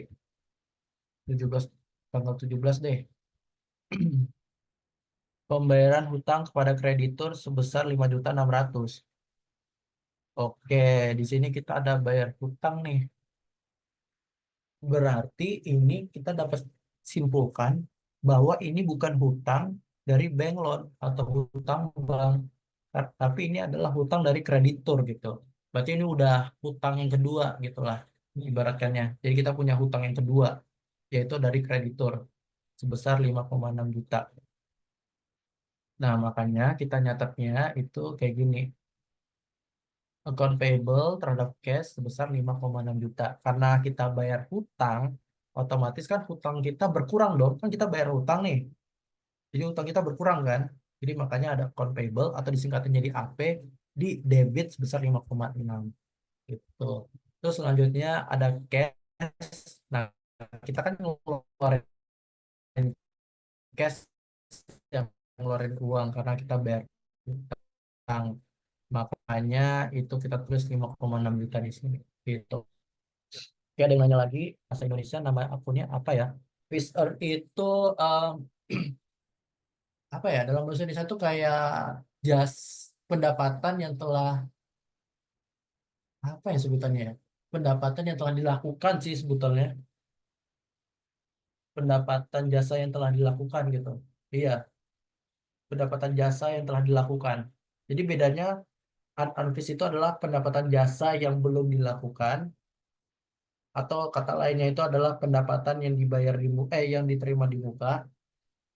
Dan fish earn itu adalah pendapatan yang udah kita lakukan gitu. Iya benar, Najwa. Jadi eh, fish earn itu masuknya ke capital. Karena kan kita udah ngerjain nih jasanya dia. Jadi kita dapat menyimpulkan bahwa jasa ini telah kita selesaikan gitu. Jadi makanya kita masuknya ke capital. Udah nggak hutang lagi gitu.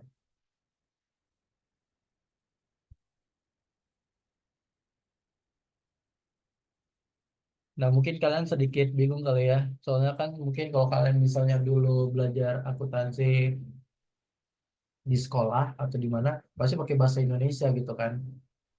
Kalau di via gitu itu akuntansinya pakai bahasa Inggris. Jadi mungkin kalian harus menyesuaikan lah dengan bahasa-bahasa bahasa Inggris pada akun-akun ini. Tapi kalau soalnya sih pasti pakai bahasa Indonesia sebenarnya. Tapi ya akun-akunnya aja harus pakai bahasa Inggris. Makanya ini full English gitu.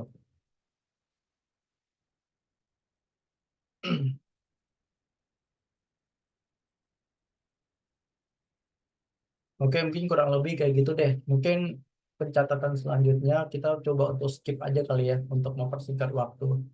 Yang pasti kurang lebih mencatat jurnal umum itu kayak gitu. Karena kan fokus kita di ledger. Sekarang kita mencoba nih gimana caranya kita menyusun ledger nih. Oke, anggap aja kita udah kelar nih menyelesaikan apa jurnal umum kita. Gimana sih kita menyusun ledgernya gitu atau ke tahap selanjutnya lah itu adalah ledger. Yang pertama, kalian bikin dulu tabel-tabelnya kayak gini-gini. Atau mungkin kalian pasti bakal terbiasa menggunakan T account sih. Mungkin gue coba untuk bikin T account juga kali ya.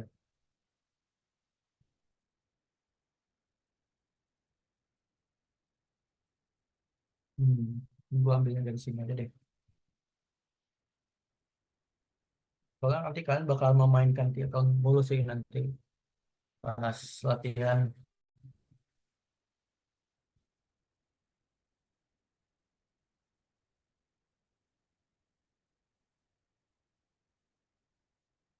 Nah, jadi bentuk T account tuh kayak gini. Nah, kita kita baca dulu deh satu persatu. Nah, jadi langkah kalian untuk menyusun ledger itu yang pertama kalian harus menganalisis dari setiap tanggalnya gitu. Setelah kalian analisis, baru kalian tinggal pindahkan ke ledgernya. Nah, sekarang kita analisis satu persatu deh. 8 November, 8 November itu kan ada komputer sama Capital Rossi. Oke, jadi berarti kita punya dua ledger nih. Ledger pertama ledger komputer, ledger kedua itu adalah Capital Rossi. Oke, pertama kita bikin dulu deh komputer. Di sini kita cari ya, ledger komputer. Mana ya ledger komputer ya? Nah, ini dia, ledger komputer. Di sini ada sistem komputer ya. Langsung aja kita tulis. Oh, oke. Di sini kita ada beginning balance ya. Jadi ini adalah sebutannya itu modal awal. Bukan modal, saldo awal dari komputer kita sendiri. Itu dapatnya dari mana? Dari sini nih. Jadi semua yang ada di sini kita salinkan ke ledger sebagai saldo awalnya. Makanya nanti setiap akun itu punya saldo awalnya. Kayak gini nih. AR, akun receivable itu punya saldo awal. Komputer punya saldo awal. Vehicle punya saldo awal. AP punya saldo awal. Sampai semuanya itu punya saldo awal. Karena itu kita salin semuanya yang ada di sini. Nah, kita salin semua di sini sesuai dengan debit kreditnya. Nanti baru kita langsung ke analisis ini. Yang kita analisis ya komputer bertambah nih sebesar 6 juta. Nah, kalau kita tulis nih di tanggal 8 November itu ada uh, pemberian komputer dari kapitalnya Rossi sebesar berapa? 6 juta.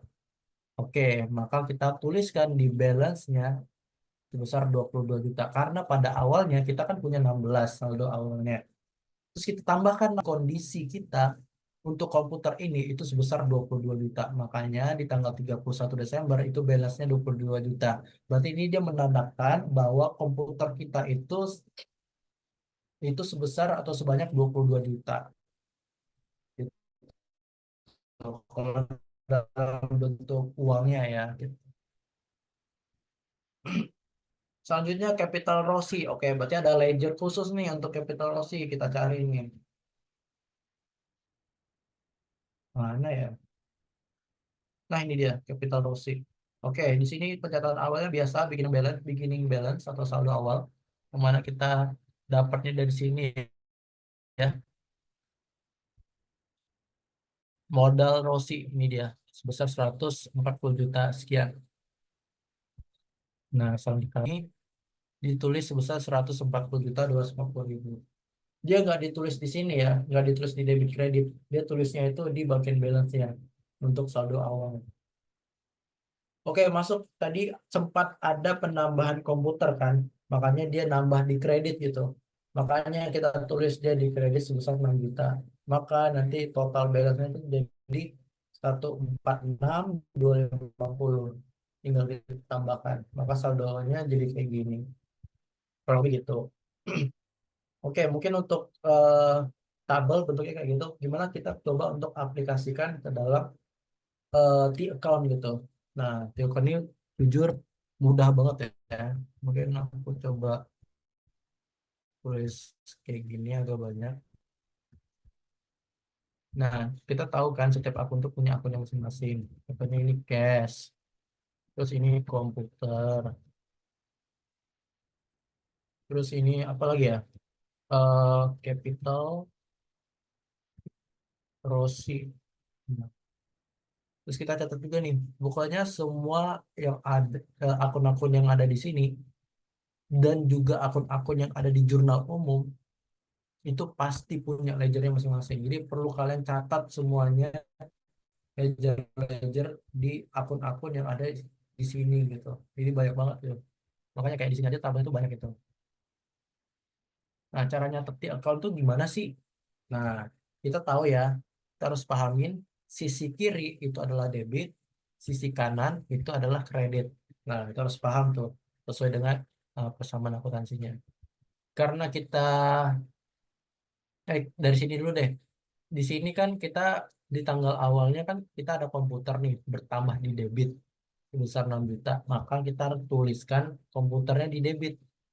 Nah, cara tulisnya gimana sih ke Tiokon? Nah, cara tulisnya tuh kayak gini nih. Mungkin aku tulisnya kayak gini.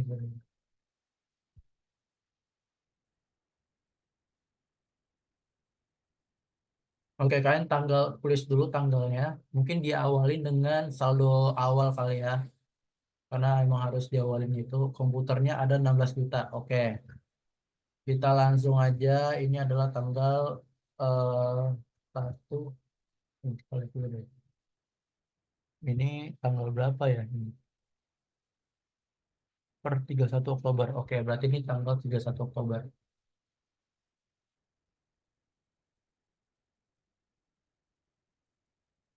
Kok tulisnya di cash sih?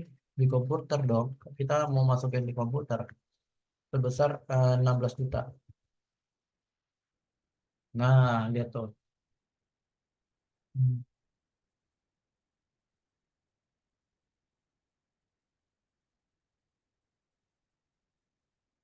Oke, kita atur dulu ya. Nah, ini dia. Oke, kita udah masukkan ini adalah saldo awal. Selanjutnya ada komputer lagi kan di sini. Tanggal 8 November ada komputer lagi sebesar 6 juta di debit. Maka kita tulis lagi nih di komputer nih. 8 Oktober. Kok Oktober, November. Sebesar 8 juta.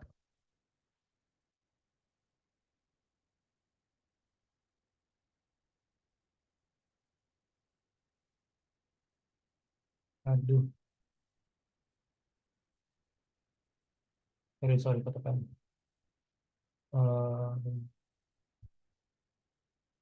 Nah, oke. Setelah itu kita lihat lagi nih, apakah ada transaksi lagi yang mempengaruhi komputer. Tapi sesuai transaksi ini kayaknya komputer cuma ada di tanggal 8 November deh.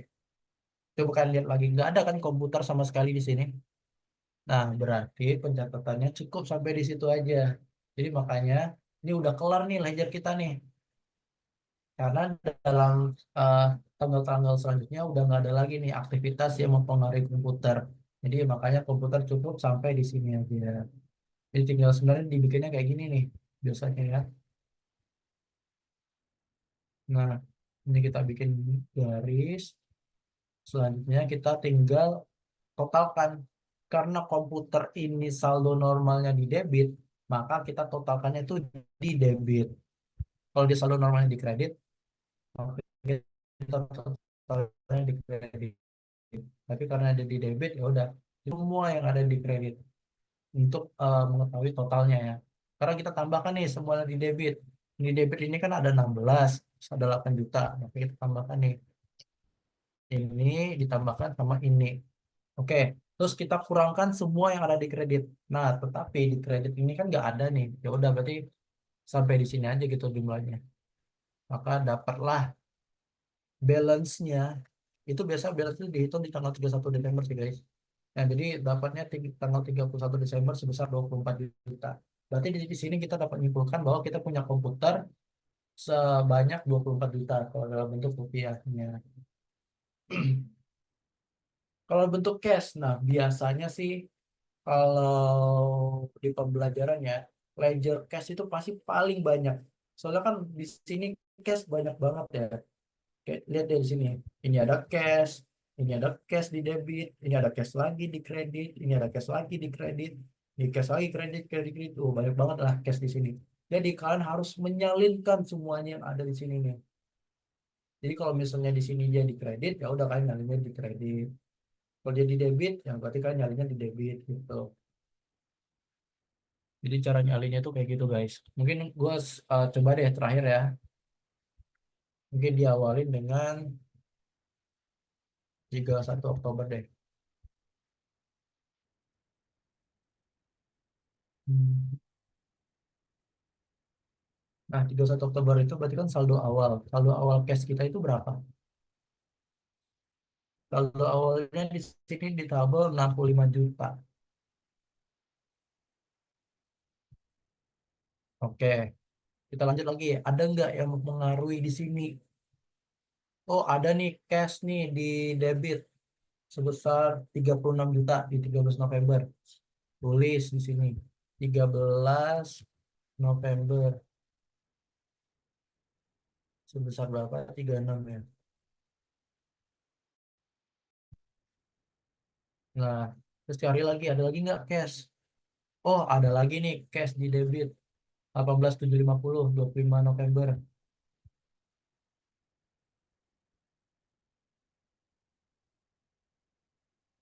Oke, terus cari lagi, ada lagi nggak cash? Oh, ada nih cash di kredit nih sebesar 26.50. Tulis lagi, itu tanggal berapa? 30 November. Nah, kalau dia di kredit terusnya kayak gini guys, di atas. Itu tadi berapa sih cashnya? 2.650 ya. Nah, jadi gitu. Terus catat lagi. Pokoknya kalian semua yang ada di sini cashnya, yang berbentuk cash ya kayak gini nih cash, nih cash, nih cash. Catat semuanya di ledger khusus cash gitu. Kalau dia di debit ya udah debit sampai bawah. Kalau dia kredit ya udah kredit semua sampai bawah. Oke, anggap aja deh ini udah selesai nih. Kan di sini cash banyak nih. Tapi anggap aja kita udah hitung cashnya sampai sini deh anggap aja. Gimana nih tahap selanjutnya kan ini udah selesai. Ya udah tinggal kalian balancein aja. Nah, kayak tadi cara bilasnya tulisnya di mana? Apakah dia di debit atau di kredit? Nah, sesuai dengan saldo normalnya aja. Kalau saldo normal cash kan itu di debit. Maka kita tulisnya di sini. Tinggal kita jumlahkan aja semuanya yang ada di debit, terus kita kurangkan semuanya yang ada di kredit. Nih, aku jumlahkan nih semuanya. Terus aku kurangkan yang ada di kredit. Dapatlah hasilnya. Oke, misalnya nih. Salah rumus.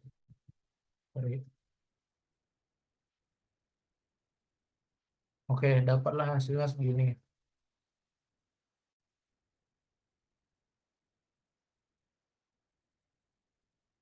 Apa sih? Sorry. Nah, pokoknya gitulah maksudnya 117 juta. Nah, jadi gitu. Untuk komputer juga gitu, komputer untuk capital juga gitu. Contohnya di sini ada bank loan nih, bank loan. Nah, nanti ada lagi nih di account khusus untuk bank loan kayak gini nih. Nah, kalian catat lah bank loannya kayak gini nih. Ini bank loannya ada di debit. Nah, maka kalian jangan lupa catat bank loannya di debit di sini. Terus cek lagi apakah ada bank loan lagi nggak di sini. Kalau emang nggak ada, oh bank loannya cuma cukup ini doang nih. Ya udah berarti cuma itu doang. Jadi gitu. Jadi bentuk pencatatan di account tuh kayak gitu. Jadi lebih simpel gitu daripada tabel kan. Tapi jujur emang tabel tuh lebih apa ya? Lebih detail sifatnya gitu. Kita tahu kayak ini deskripsinya apa. Kalau gini kan kita nggak tahu ya di account. Lihat deh, tinggal 31 Oktober. Ini apa? Ini 31 Oktober di ada 65 juta. Ini nggak tahu apa-apa ya. Jadi emang emang agak apa ya sebutannya agak sulit lah untuk mengetahui kalau misalnya kita pakai telepon. Kan kalau untuk ujian sebutannya ya untuk meminimalisir waktu lah makanya kita pakai telepon. Tetapi kalau kalian di dunia perusahaan kalian itu diwajibkan pakai tabel gini. Fungsinya apa? Biar kalian tahu gitu. Itu pencatatannya itu dari mana sih gitu. Jadi bisa ditulis di deskripsi. Contohnya kayak beli komputer atau mungkin bayar jasa atau apa apa gitu kan, jelaskan semua di deskripsi jadi kalian tahu gitu. Terus di sini ada tabel debit kredit gitu. Kira-kira ada pertanyaan nggak guys terkait ini? Terkait ledger, apakah kalian masih bingung? Kayak gini deh, ini ada akun nih, ada 101, 102, 101, terus ada sampai 300 nih apa nih gitu. Itu ada yang nanya, ini kok ada gadget titik satu. Nah, tentu ada yang bingung kan?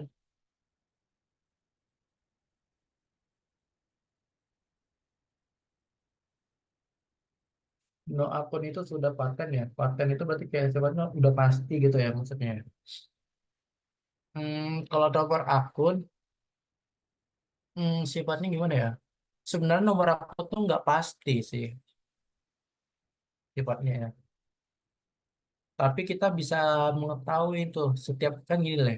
eh, Setiap akun itu punya nomor akunnya masing-masing.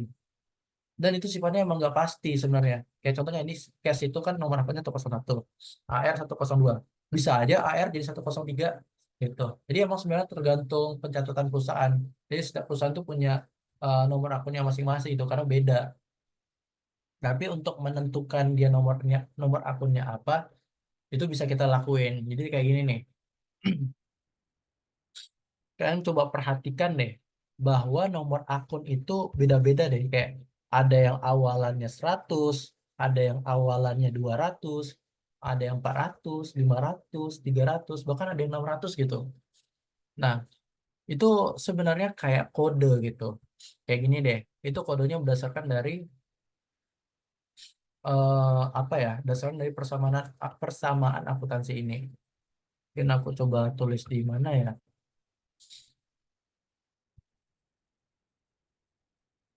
Di sini aja deh. Nah, kita lihat ya, ini persamaan akuntansi yang menentukan kode dari setiap ledger itu sendiri. Kita lihat di paling kiri itu adalah aset kan. Otomatis di aset tuh masuknya itu di awalan 100. Jadi aset itu apa aja deh? Coba kita pikirkan kan. Aset itu kan ada cash, ada equipment, AR, apalagi tuh. Contohnya dari sini aja deh. Nah, di sini ada cash, air, equipment, prepaid, mesin, land, vehicle. Nah, berarti kita tinggal tentuin aja. Aku mau cashnya itu 101 kodenya.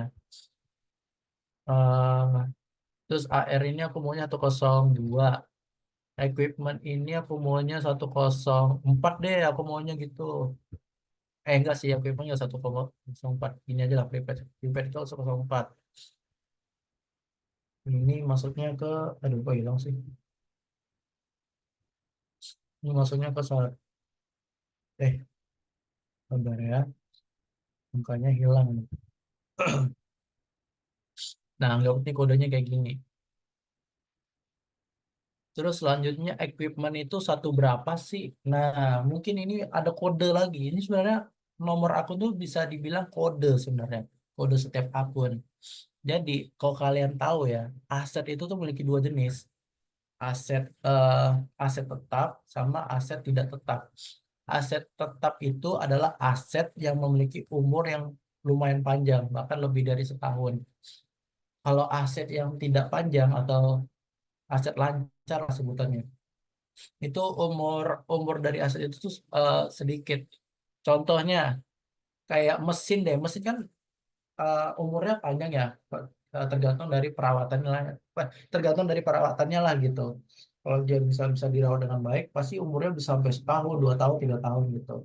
Beda sama contohnya deh, equipment itu kan peralatan. Bisa aja peralatan alat tulis gitu, kayak pulpen, pulpen kan equipment juga. Tapi pulpen ini paling kalau kita eh, apa ya kita gunain tiap hari kan nggak bisa nih bertahan sampai setahun atau selama itu kan. Paling ya paling lama sebulan udah habis gitu kan. Itu dia masuknya ke eh, aset lancar gitu. Jadi biasanya untuk membedakannya itu untuk equipment ini kan barangnya eh, fixed asset ya dalam bahasa Inggrisnya ya, aset tetap. Jadi biasa kodenya itu eh, ada eh, puluhannya kayak gini deh. satu satu. Beda sama yang cash sama AR yang mana di puluhan itu nol. Contohnya kayak mesin, mesin kan fixed asset juga, jadi mesin 112. Land juga panjang kan umurnya. Sorry,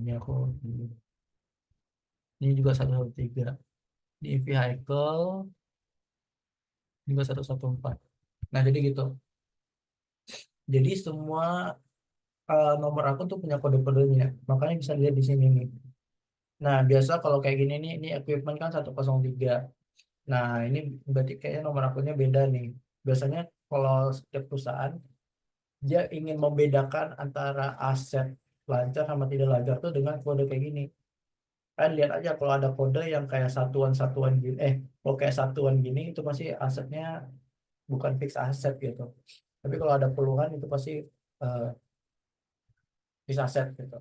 Oke, sekarang aset udah kita deskripsiin, udah kita jelasin. Sekarang kita masuk ke bagian liabilities.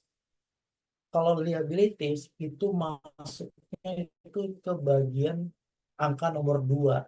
Jadi seluruh nomor akun yang diawalin dengan 200-an itu pasti hutang semua itu udah pasti.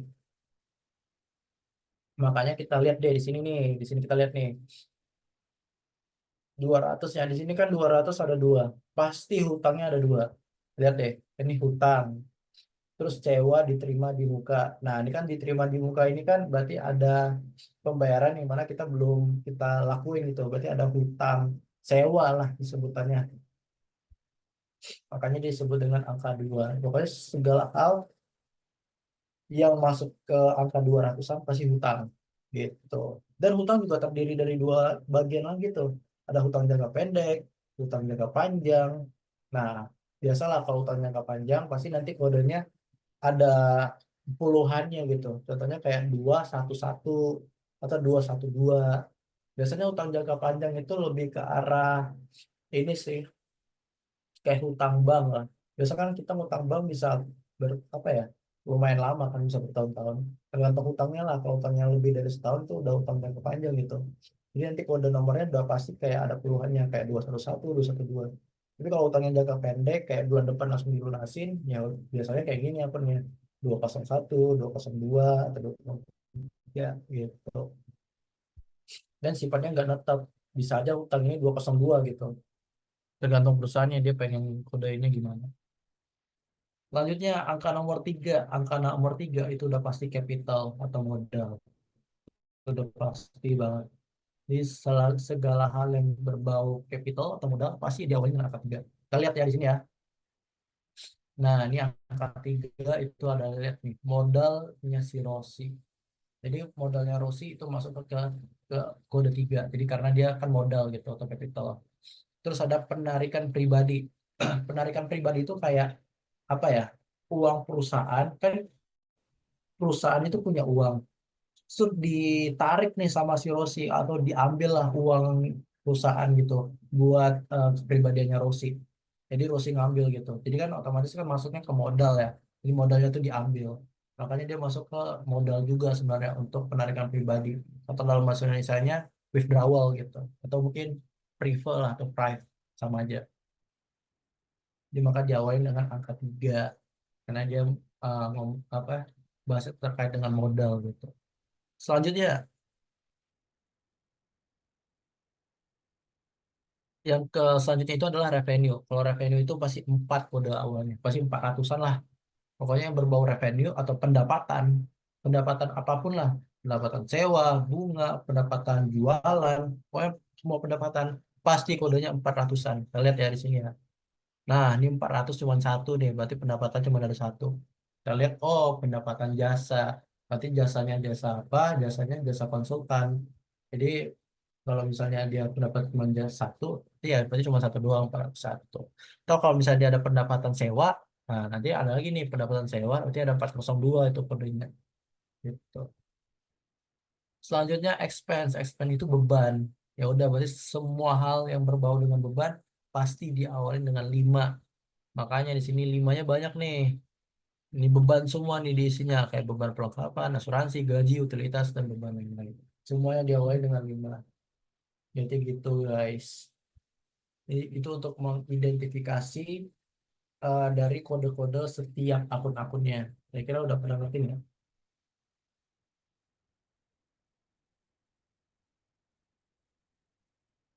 Jadi gitu sih guys.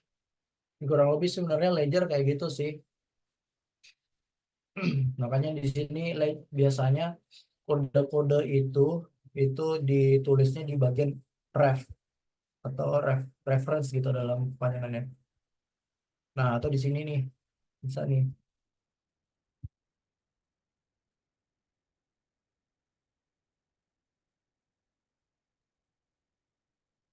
Nah, kira-kira dari teman-teman ada pertanyaan kak? Apakah ada kebingungan? Kalau misalnya ada kebingungan, bisa boleh ditanyain. Kalau misalnya nggak ada, mungkin eh, kayak gitu aja sih penjelasan dari ledger. Jadi ledger itu simple, sifatnya ya kan cuma nyalin-nyalin doang. Yang sulit cuman di ini doang kali ya, jurnal-jurnal. Karena kan harus tahu posisi setiap debit dan kreditnya. Jadi kalau kalian misalnya udah paham, lanjut ke ledger, ya udah kalian sih paling cuma nyalin-nyalin doang. Kalau cash ya tadi di ledger cash, bank loan berarti di ledger bank loan. Kalau utility suspend berarti ya di ledger utility suspend kayak gitu.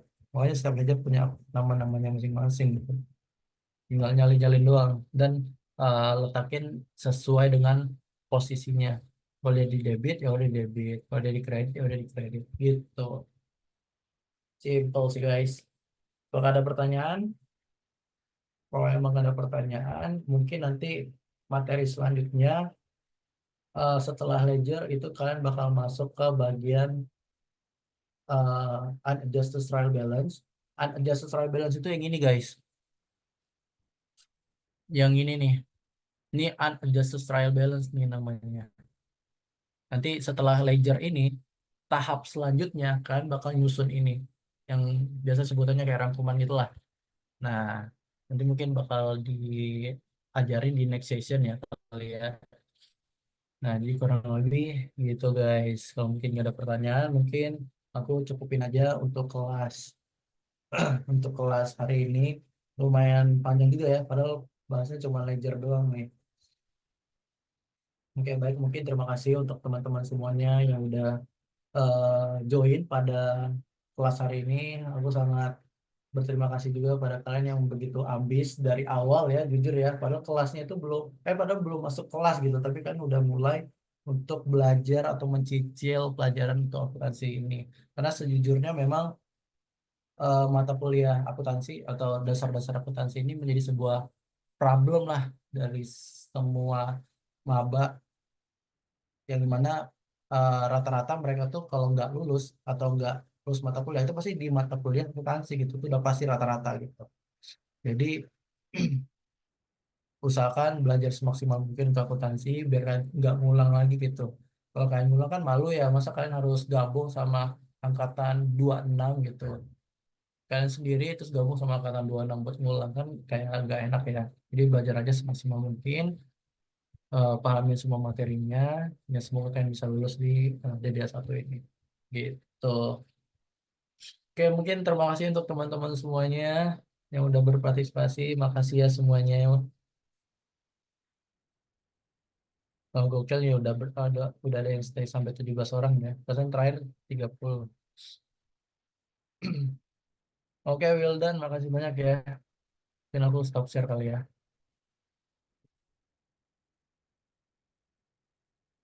Oke, terima kasih semuanya. Terima kasih Aisyah, Aurel, Najwa, Fadel. Makasih ya guys ya. Makasih